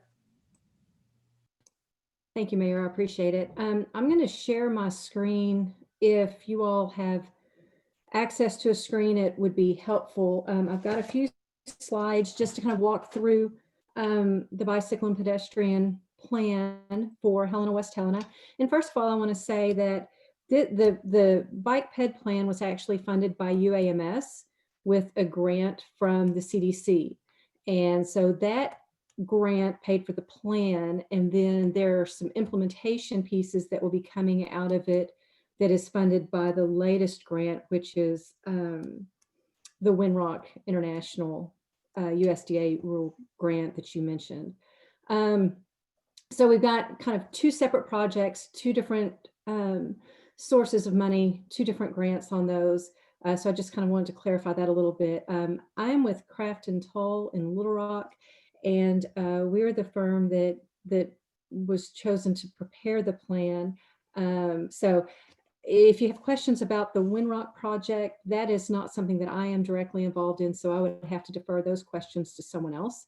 But if you'll indulge me just a few minutes, I'll go through very briefly. I think you all have received a copy of the plan, and hopefully you've had a chance to look through it. But let's see here. I'm going to share my screen and we'll just take a look here at a few slides. And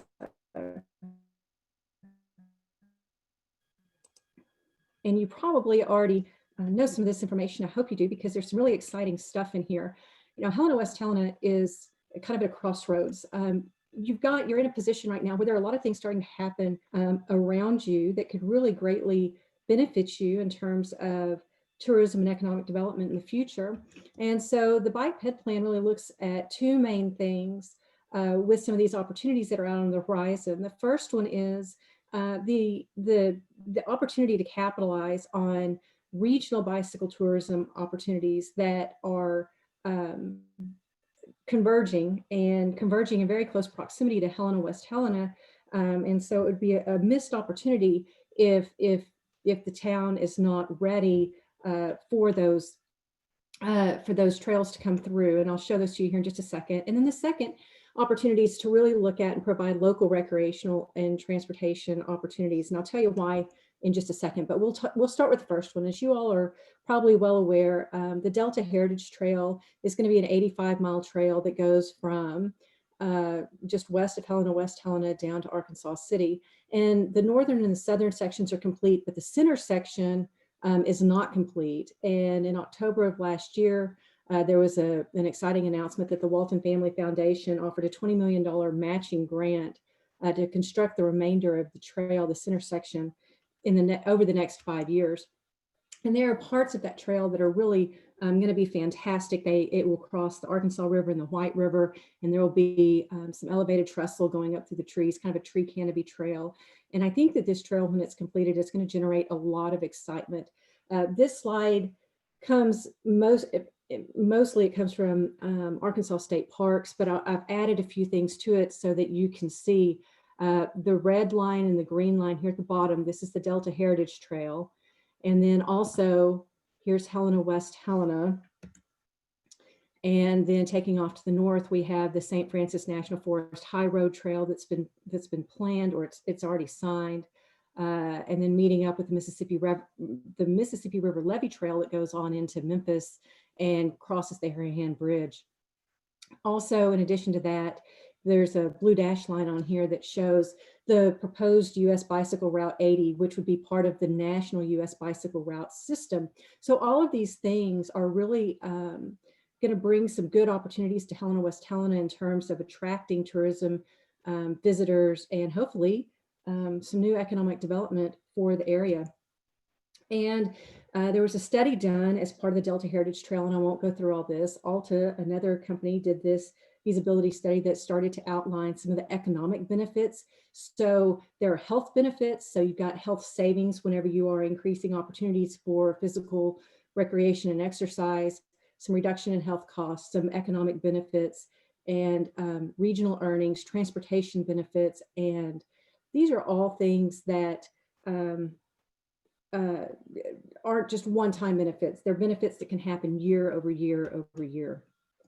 Now, whenever we stop and look at the local level, we have a few different issues. Phillips County is ranked pretty low in terms of health factors and health outcomes in the state of Arkansas, and it trends above the state as a whole in terms of adult obesity and physical inactivity. Also, just in Helena-West Helena proper, as you all know, there's a declining population, a higher than average poverty rate, but also you've got a larger non-driving population. That means you've got more people than the state as a whole that are either older than or younger than your typical driving age. So you've got a little bit extra demand there because of your age demographic and the way that's broken out. And also you've got fewer vehicles per household than the state does at large. So you've got the graph here at the bottom shows some of the no vehicles available.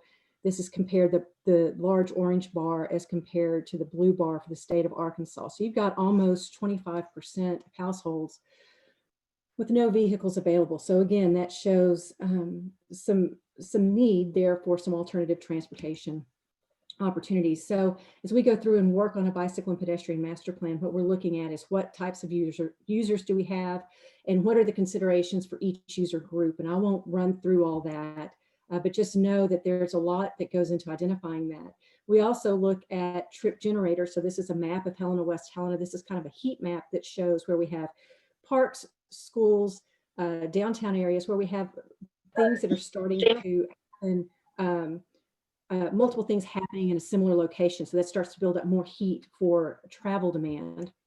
We also look at your infrastructure and your streets, and we analyze that from a lot of different perspectives, because each one of these factors determines what type of bicycle or pedestrian facility would be appropriate for your community.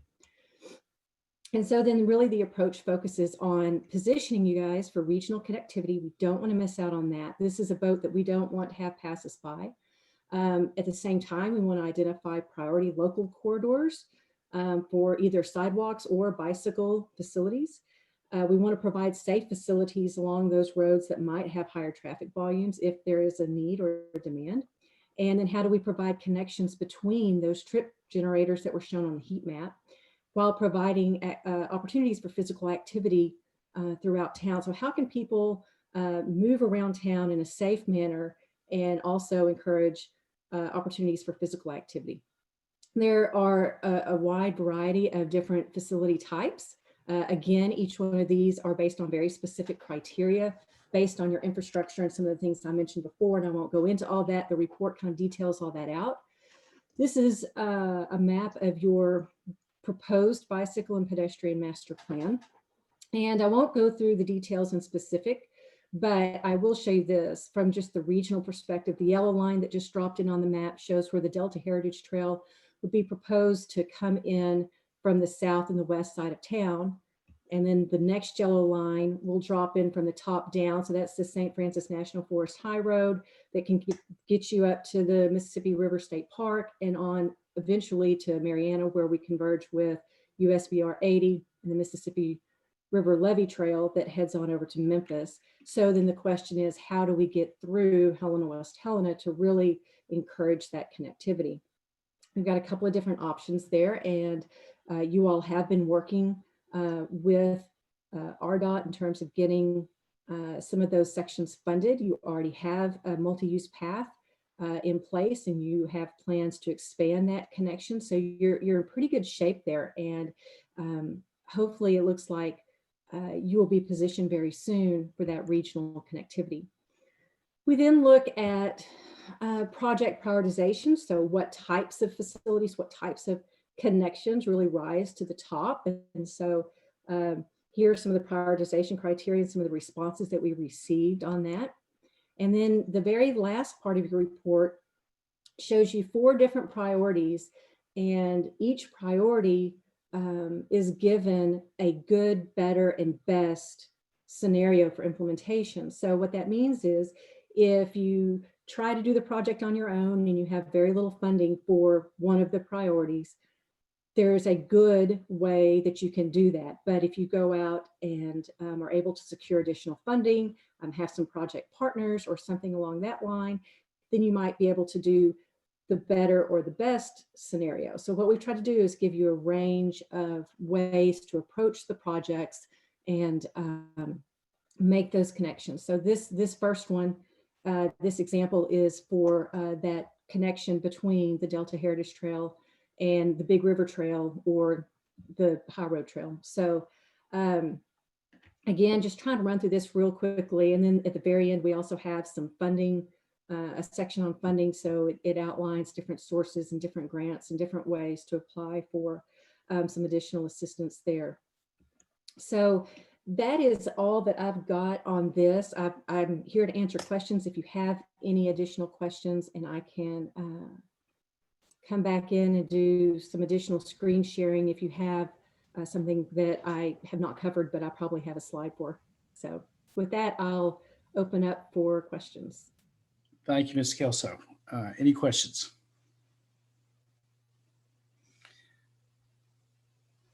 Well, I think the main question is, what do you need from the City Council and the City of Helena-West Helena to move forward? So that's a great question. Thank you. So this document does not commit you to any type of financial spending. This is a guide. It's a guide for decision making. It is a guide for in the future as projects come up. It can help inform you in terms of where you might need some bicycle and pedestrian facilities and what the appropriate facility would be. The plan, however, does need to be adopted, and that can be adopted either by resolution or by ordinance, either one.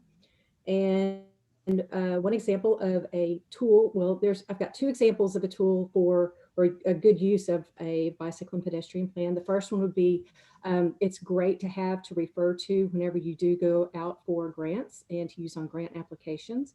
The second is that if you do have projects in your city that involve RDOT, they will take an adopted bicycle and pedestrian plan under advisement whenever they are looking at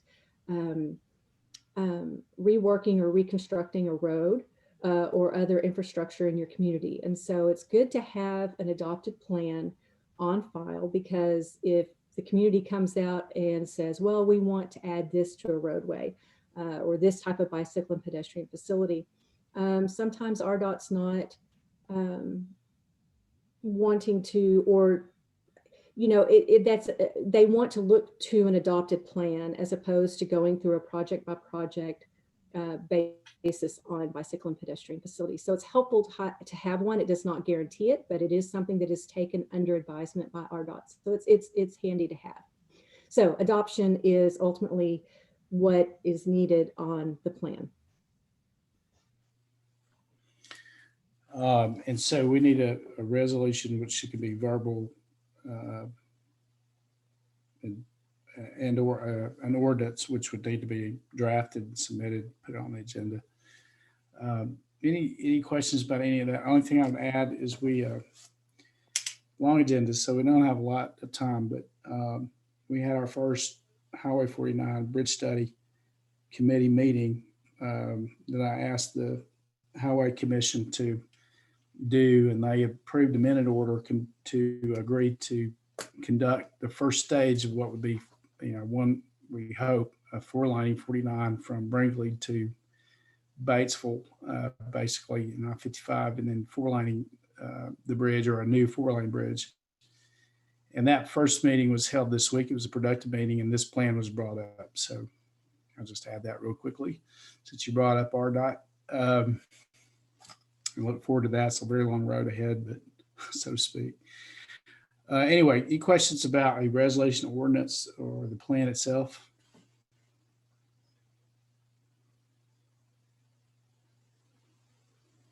Does anybody want to make a motion to adopt a resolution to approve or accept the plan?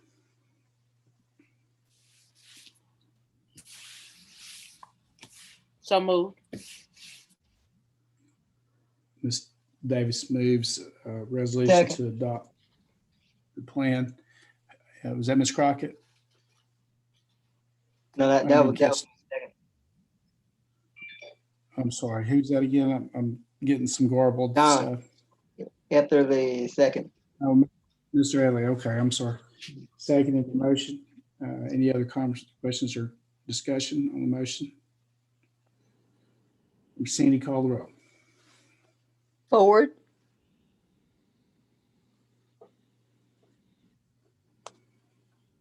Etherly, Yes. Franklin, Crockett, Yes. Davis, Yes. Franklin, Forward, Smith, Yes. 4 yes, 3 absent. Okay.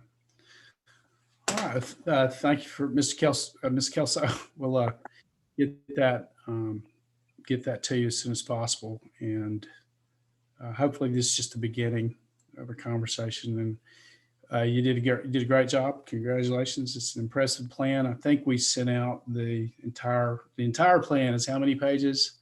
Pretty thick. Yes, it is. I'm not going to make you have a number, but it's pretty thick. So, but it was well done over many months, as you could see in the brief presentation there. So thank you for your time, Ms. Kelso. And I was Thank going you. to say, yeah. So I guess it's good we meet virtually, even though it's garbled because you don't have to get out in this weather to go back home. So thank you for joining us tonight, and we appreciate all your work. Thank you. It's Okay. a fantastic community. Y'all have got lots of great opportunities ahead. Thank you. Okay, so we're getting close. I'm going to move the next two items together because they're really related. The landfill operator position. I mean, we can talk about both of them. I'm just going to bring them up at the same time if there's no objection with that. Landfill operator position and ordinance 31 creating a public works department, which has the city attorney and I identified on that position. As you know, we went ahead and advertised the landfill operator position. We had done that for some time. It was operated, I mean, it was posted for 10 days. I'm excited to report that today Mr. Reginald Wilson agreed to accept that position and return to the city, our former fire chief of many years, 20 years, veteran. I feel like we're very lucky to get him. And that occurred today. Also confirmed that the position does not require a Class C license, only that the person working towards a Class C license. We have, of course, 3 individuals with either a license or a provisional license, so we're covered legally in any event several times over. But Mr. Wilson brings a lot of experience to the position. However, under the Public Works Department, and this will kind of merge the two things, Ordinance 31, he would be a deputy director of the landfill and report to the director of Public Works. And we certainly had that discussion, but that has not been done. So I'll turn that part of the discussion over to Mr. Valley. Okay. Thank you, Mr. Mayor. Again, we're going back to the ordinance that I drafted in the email to you all, and I hope that Ms. Crockett was delivered hers. We previously consolidated the street and sanitation department, and you had foremen in those departments. You had 2 subdivisions. The ordinance for public works amends that ordinance, and what it does is creates the Department of Public Works. And we only dealt with the top. We said that three separate divisions. The foreman will be renamed to deputy directors, and there will be a deputy director of the landfill versus a general manager. With the director would be the director of public works for all 3 divisions. Excuse me. And so that is the ordinance that you have before you now, and that is the ordinance that is now open for discussion. Thank you, Mr. One thing I want to add too is this: the mayor made a general statement earlier. Here's one thing that you all must keep in mind: whether it's the water department, whether it's the landfill department, relating to issues of licensure. The head, for instance, Mr. Collier does not have to have the licenses to be the general manager for the water department. But someone that is a subordinate to him, someone in that department must have the licenses. The same thing is with the landfill. The director does not have to have them, but you must have people have licenses within it. That's to give wide latitude to every city. Neither the Arkansas Department of Health, nor the Arkansas Department of Environmental Quality, nor the Arkansas Department of Health require that a department head have all the requisite licenses. But there must be people in the day-to-day operations, whether it's a department head or someone else, that has the appropriate licenses. So I just want to speak that clearly. The city councils have constantly brought back up issues of former department heads for the water department who didn't have the licenses. And the department operates from day to day based on people who have the licenses.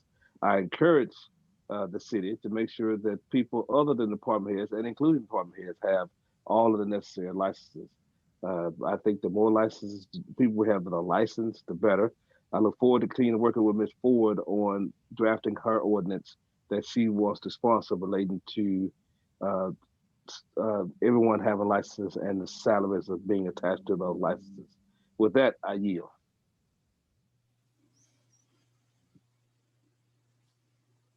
Thank you, Mr. Fellow. I have a question. Mayor, what date did you run those ads, and did you run them in the local newspaper? I don't know what the Not dates those are. ad, but that ad. I don't know what the dates are, but we ran them in all the right places that we usually do. How much was the job advertised at? 50,000. Okay, thank you. Is that this is the same position that we just got through discussing that, how did we authorize you to run that ad? I don't know, but it's in the, yeah, I guess you did because you approved the base pay ordinance in the budget. When we And approved it? I also let you know that we were running it. So When did you let us know that? it's been some time ago, at least a month ago. I thought it was being pulled back and held up for a reason. Well, I thought we were, but it turns out that there wasn't anything wrong with that. That was fine. So it ran for 10 days. Well, I thought that we had a hiring freeze and it had to be approved before we could, because like we're having a discussion now that position is not necessarily needed. Well, anyway, that was emailed to you. No, it wasn't emailed to me. Well, it was emailed to the city council, and it wasn't emailed to me, and I'm a part of the city council. Well, it was also what exactly was emailed? We'll have to forward it back to you, but we also put it on our website, and we also advertised it in the traditional ways, and I also brought it up in the city council meeting a couple of times. Now, I think in the last couple of meetings, it was being pulled. It had to do something with the salary and something that we hadn't created yet. I did say that I thought there was something wrong, but I was mistaken. There wasn't anything wrong with the ad, and it didn't get. I have a question. So, I heard you say that somebody had agreed to take the position. So you're saying that this position is at $50,000? That's the base pay. So, like I said, so what's the use of us paying doing the public works if we're gonna have to pay that person $50,000? I thought we were trying to save money, and I didn't think that position was needed because we had people already out there that to be there for day-to-day operation. I thought that the position that you advertised for, that was a position that would be eliminated. Well, let me make clear and go back to what precipitated this discussion. It was brought up that after Bob Gaston left, we had not replaced him. It was suggested by at least one member of the council and other people in the city, not just the council, that Mr. Jones could not be everywhere all at the same time, and that we probably needed a day-to-day person at the landfill. And I took that suggestion to heart, and I talked to Mr. Jones about it, and I talked to others about it, and concluded that was true. And we have gone a few months without somebody out there. So after consulting with everybody, I thought, it wasn't my suggestion. It came from the council, actually. We went ahead and advertised for the position. Ms. Ramsey, is there any way that you could possibly find the minutes that said that that someone suggested that they advertised for that particular position? Because in the last meeting, and maybe it was one of the two meetings that I missed, but the meetings that I remember, because I think you almost, from what you're saying, it was almost advertised before we actually knew Mr. Gaston was gone. And like you're saying, you talk to everybody. I have not had any discussion about this. The only discussion that I know about this is that I was thinking that since if we were going to vote to do the public works, that position was no longer needed.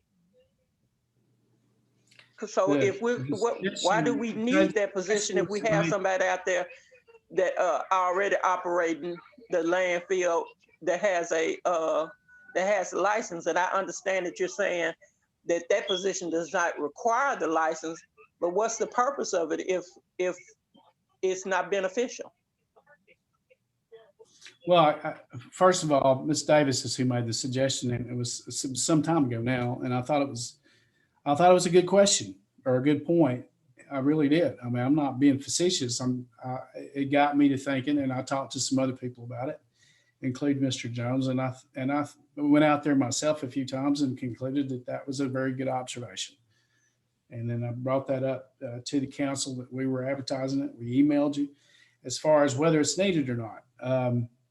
I mean, that, again, it goes back to that original question. Mr. Jones can't be there every day.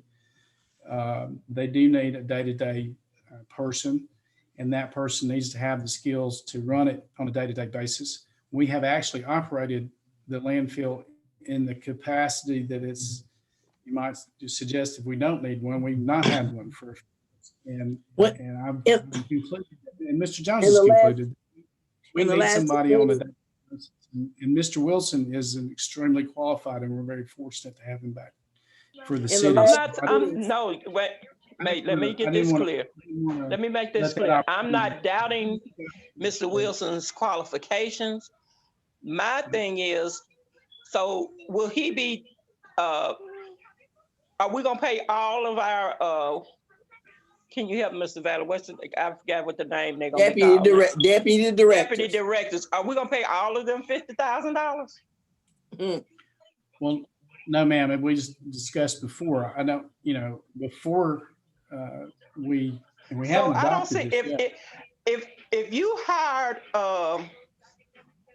if this position has been changed from deputy director, we never put a base pay on the deputy director's position.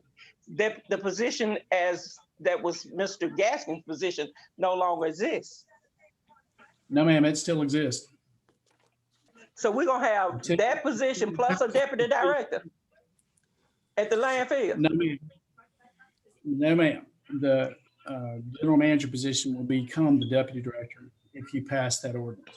Okay, but that's what I'm saying. We won't have a general manager. They will be deputy director. It will not be a general manager. So that's a whole different ballgame. And that's only my opinion, because I do not see, if I'm the deputy director of one department and somebody else is the deputy director of another department, that's a lot of difference in that pay there. That's we're looking at like $14,000 pay difference. In the last two meetings, as reflected in the minutes that we approved tonight, it doesn't say anything about advertising for those positions. It talks in one set of minutes about having a Mr. Jones position created, but we had to come back and do this through base pay or whatever. That's what the minutes say. Now we this $50,000. No one, I don't remember anybody agreeing to that, because Franklin said something about 43 and whether you could accept that, and then in the base pay is just in here 48, and we're trying to discuss that. Now someone has been told or been hired in at $50,000 that nobody agreed on. Well, the current, first of all, we've been talking for this a long time, and the landfill needs somebody out there now. So we've talked this to nobody is questioning the need. We are questioning the process. That's what I'm questioning, the process. The process has not been done appropriately. And you just got through talking about us with the labor laws and we need somebody to do this. All of this is gonna fall back on us also. Let me stop a minute and ask you what's inappropriate about it. Because the position, nobody authorized this position to be advertised at the rate of pay that it has been advertised and agreed upon. The city council did that when they adopted the existing base pay ordinance that we're operating under right now. The city council adopted that. Okay, but when the position, can somebody please help me, because maybe I'm the only one that understand it. When the position became vacant, I was under the, was thinking that before the position could be filled, it had to be, since we were under a hiring freeze, that it had to be presented back to the council and approved before it could be advertised and all of that. I do not remember advertising means, well, like I said, I must have wasn't in that meeting. I'm asking the city clerk at this time to please, if possible, find the minutes that reflect that this was authorized. Let me I see. will, I'll look tomorrow. It's just been the last couple of meetings, a few meetings that we started For talking real. about advertising for this position. And yes, I did say that I felt like we needed somebody down there that would be over it and can control it, because Mr. Jones can't be everywhere at the same time. But the mayor did say that they advertised for the position. And then for some reason, he said something about the license or something, and then the ad was pulled. Am I right? You're right that I said that, but That's my understanding. but So how did the ad get back out there? it was never pulled because it actually was not inaccurate. I was just mistaken. So you gave us some false information that led us to believe that the position was not being advertised anymore, that the position was still being open, right? What I said, it was my recollection that we had pulled it, but we had not pulled it. We let it run the whole 10 days. But can you tell us the reason that it was supposed to be pulled? It was something about the license or something that somebody was upset about. No, I'm not disagreeing with your recollection at all. It's just that what I found out yesterday was that the position does not require. I thought, my belief back when I said that was the opinion had been given that the position required a Class C master's license. And I found out later that that was not the case. And so the ad that ran was accurate and it was never pulled. I thought it might have been, but it wasn't. I was mistaken. It ran. I think our recollections are different because you had put in this ad that we looked at, the ability to obtain a license. We had discussions about, no, let's require a license. That was one council member's thing. And another person said, let's stagger the salaries based on that person accomplishing or obtaining A, next year B, next year C, that the salaries would go up. That was a legitimate conversation that we had that I clearly remember. Yeah, and I remember. My thing is, if you told us, Mayor, my thing is, if you told us that you felt that the ad had been pulled because of some of the wording or some of the requirements or something, but you never came back to tell us that we're still going to run the ad because my recollection was wrong. So we're still under, well, I can't speak for anyone else. We're still assuming that the ad was pulled and it was not that it was no longer running. Well, it was no longer running when I said that. I thought it had been pulled, but it had not been. But so we didn't know that it was still running. When you said that it had been pulled, that means that the case had been closed. I think that if that's the case, it should have been re-advertised because we were thinking that the position had been, it had been pulled. This is just still some more of that backdoor stuff. Well, it wasn't until yesterday that I found out that the ad that did run the appropriate legal period of time was accurate. It wasn't anything accurate, but I didn't know that until yesterday. This is the first. When did you hire the person? Today. And I didn't want to waste another minute because we're very lucky to get Mr. Wilson in the position. So having said that, I mean, it's the other discussion about everything else you're talking about. I definitely agree. We've had that discussion. There's no disagreement about that. It's just, it was in conjunction with creating a public works department, which we have not yet created, but we have created a landfill manager position, and it was open and it was advertised, and today it was filled. So I hope we still. Mayor, you are trying to make it seem like you do not understand. If I told you that you are no longer mayor because of some of the wording, but everybody behind the scenes, you're still acting as mayor. The public is going to think that you're not the mayor because of something that you did wrong. So if you are telling us that this ad was not running, had been pulled because of the wording, in the same breath, you were supposed to come back and say, well, I was mistaken about what the ad said, and we're going to continue to run the ad. We had no reason to discuss this if we're thinking that the ad had been pulled because the position was not going to be filled. So don't try to make it seem like what you did was right, because it wasn't. No, I just think your timing is wrong. The ad had already No, run. your timing is wrong because you're the one. You just sit here and said that you told the council that the ad had been pulled. You did not say the ad had been pulled and we're going to continue to run it or any. You said that it had been pulled. Those are your words, not mine. Oh, I'm not disputing that I said that, but the ad had already run. The time limit on the ad had already passed when I said that. So we didn't continue to run anything. It had already run its course. We already had the applications in the file. Everything had already been done. What I was mistaken about was first that it had gotten pulled because it didn't. The second was that it was inaccurate. I thought it was inaccurate because I thought the general manager position, based on some advice I thought I got that wasn't accurate, was that they had to have an existing license. Well, I found out yesterday they do not have to have an existing license. And so the ad was accurate after all. So I'm glad it wasn't pulled and it ran the time it was supposed to. But when I said that, it was past that time anyway.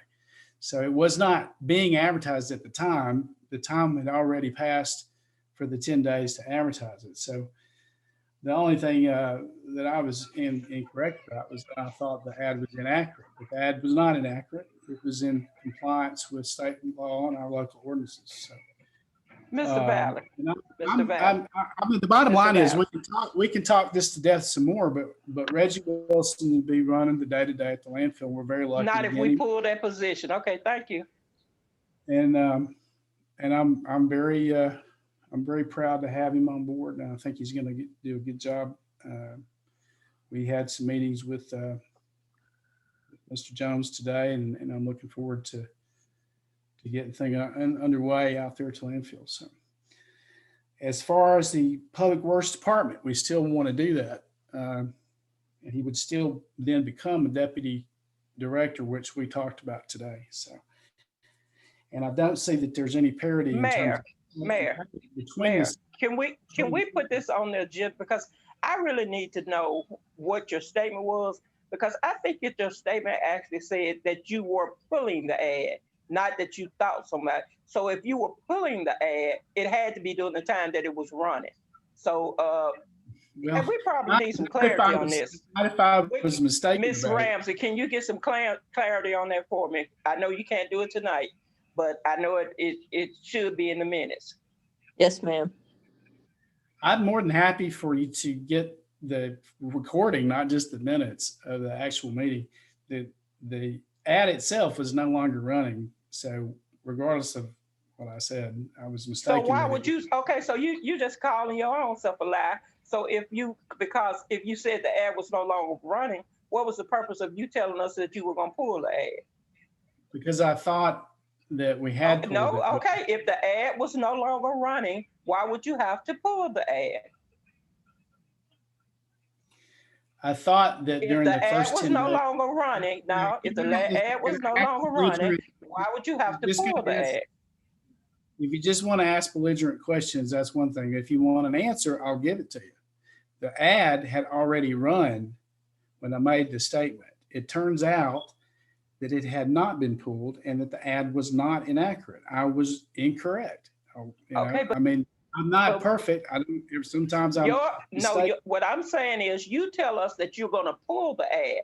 If you know that the ad was no longer running, why would that statement even be necessary? Now, I don't know if anybody else is understanding what is being said and that you're doing the same thing that you usually do, trying to make it seem like that we're going against you and that you're doing, you're trying to do everything so right. But if anybody with any sense is listening to this, if you tell me that you're going to pull something, how can you pull something that is no longer running? I need now you can answer that and that if you can. I've already answered it numerous times, so we'll get you the record. No, You sir, can you make- have not answered it. You have not answered the question. I've Now answered it. you have made It's my- statements, but the statements that you have made have not answered the question. Ms. Crockett, it's my recollection that the ad had completed its run. I thought that we pulled it because I thought it was inaccurate. It turns out it was not an inaccurate ad, and it turns out it was not pulled. It ran for the appropriate number of days. We can demonstrate that. And we can demonstrate that it was an accurate ad. We can demonstrate that the base pay ordinance was approved by the council, creating the position, funding the position. It's in the budget, and everything has been done appropriately and legally. And finally, either this is going to help the city or it's not. I think it's going to help the city to have Mr. Wilson in that position. Either you're for that or you're not. Take a position. You can talk it to death all you want to, but we have to move forward as a city. It's too important not to. So play games, play word games, whatever you want to do. At the end of the day, do you want us to have a landfill director? Do you want that person to be Mr. Wilson? I think we're very fortunate to have him in that position, and I'm glad we got him before he got away. So that's my position. If you disagree with that, Okay, in my position, and you're don't right. put words in my mouth. No, I'm not putting words in your mouth. where You I put the stand. words in your own mouth, and you are the one who's playing word games to try to make people think that you are trying to do what's right, when you know that if you told us that you pulled the position, that means that the position was not out there anymore. But then all of a sudden somebody is being hired as that's the problem with the city now. We don't have any communication. The city council, the city attorney, we are always the last people to know what happens in the city. We have to get what's going on in the city from out in the streets. If this was part of that, you could have said, well, I realized that the ad that we ran was legal and I wanted to hire such and such a person. And I wanted y'all to know that the statement that I made about pulling the ad was not right. I was not pulling the ad. No, you tell us one thing, then you go do something, then you try to make it seem like we're fighting against you. No, that is not what I'm doing. I just need clarity, and don't say that I'm playing word games, because you're the one who's trying to play word games. Well, you just said that I should do something that I just did. I found out yesterday. I'll let you know tonight. So that's about as quick. Okay, you let us know after you had hired somebody. The appropriate thing to me would have been was to come back and say, well, council, I found out, well, citizens and council, I found out that the statement that I made about the ad being pulled was incorrect.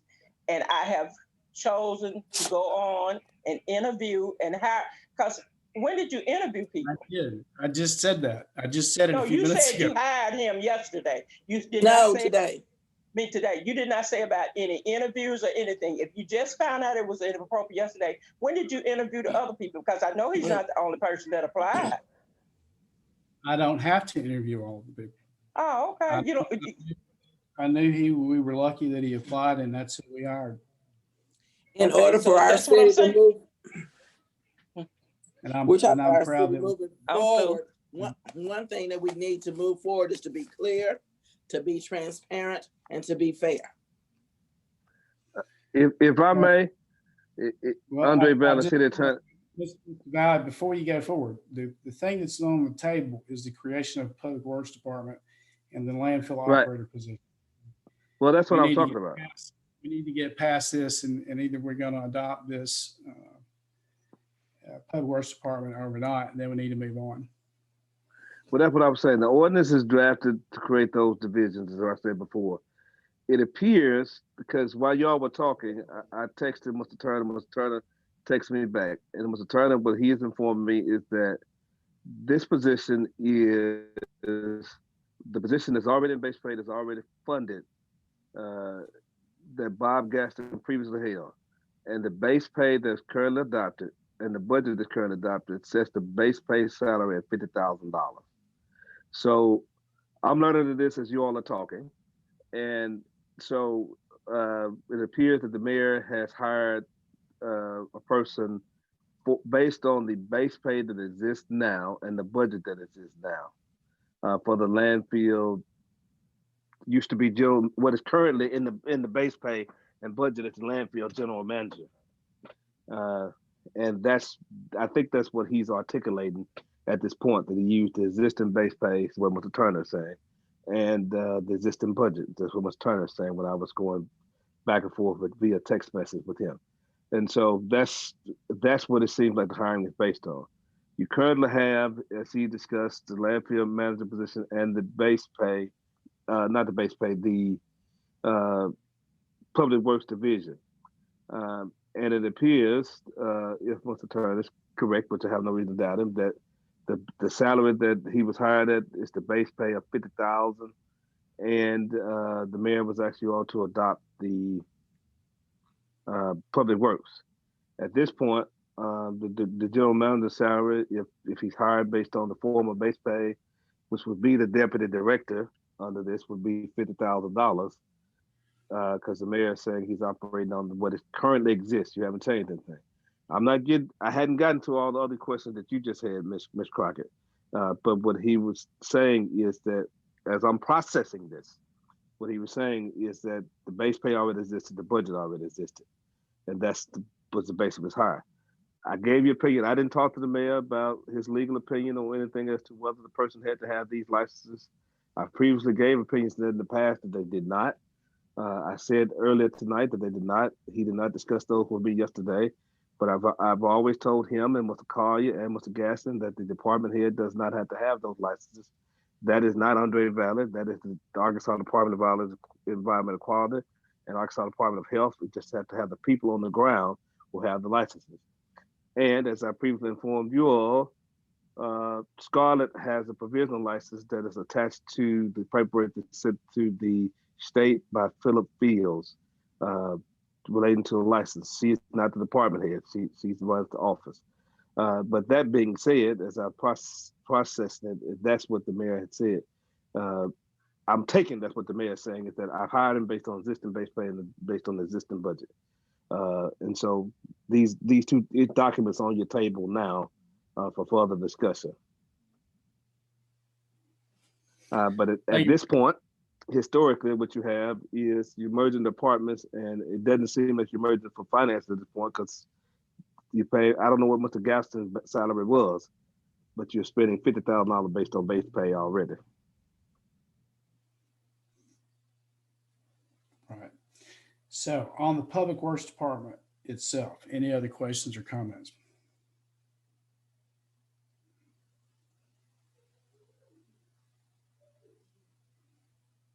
Okay.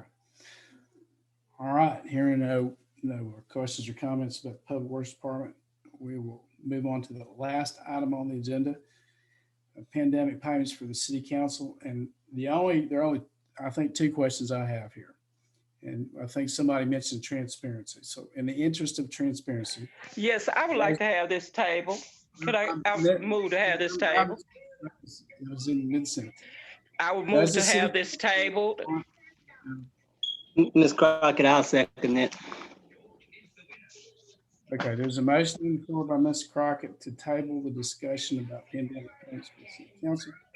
Mr. Everly seconded the motion. We've got a discussion, questions about the motion to table this discussion. Ms. Ramsey, call the roll. Davis, Yes. Crockett, Yes. Franklin, Etherly, Yes.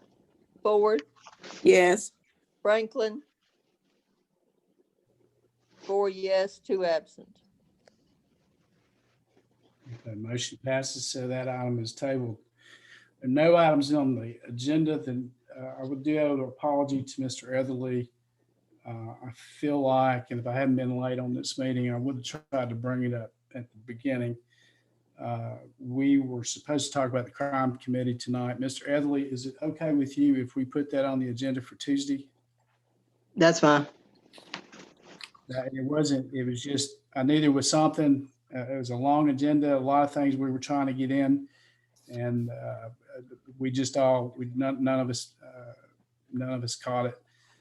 So we will get it at the top of the agenda for Tuesday night if there's no problem. May I like to ask that when you had this agenda, it was, our packets were so timely brought out to us yesterday, but you keep adding things to the agenda. I would like to see us stick to what is on the agenda for that day and discuss only that, and that we get our support documents in a timely manner so that we can be prepared for discussion and adaptation of whatever resolutions or whatever on the night that we have the meeting. Right. I understand. So I'm not exactly sure what everyone did not get in a timely manner, but we'll review that and try to make sure that happens before the budget. Mayor, the guest that we had, she was not on the agenda. I didn't get her, whatever paperwork she said, I didn't get it. Okay. Okay, well, my apologies if you didn't get that. We'll make sure you, And I think the report I itself would is like to, something. go ahead, Mayor. The report itself is something like 100, and I don't know, it's a very lengthy report. So it's digital. I don't even have a printed copy of it. I didn't want 100 pages. If there was a synopsis or something or a briefing or whatever, it would have given me something to have some information on someone who was going to do a presentation. Okay, well, my apologies. I thought we had sent that out, but we'll definitely send it out again. Ms. Crockett. I would like to suggest that when we have guests who are going to do presentations, that they not be put to the end of the agenda, because we had some lengthy discussions and this lady had to just wait. She should, in my opinion, she should have been at the top of the agenda. She should have been on the agenda. Okay. Okay, well, we'll take both, that's a good point, and we'll take both under advisement in the future. When we have guests, we'll try to move them up to the top of the agenda, and also try to make sure you get the items on the agenda, or the people are on the agenda in a timely manner as well. Any other questions or comments to come before the meeting? No, it's a long one tonight. If not, is there a motion to adjourn? Anybody want to make a motion to adjourn the meeting? So move. Mr. Esley, I believe, made adjournment. Is there a second? Second. Crockett seconds. If there's no objection, meeting adjourned. Thank you very much.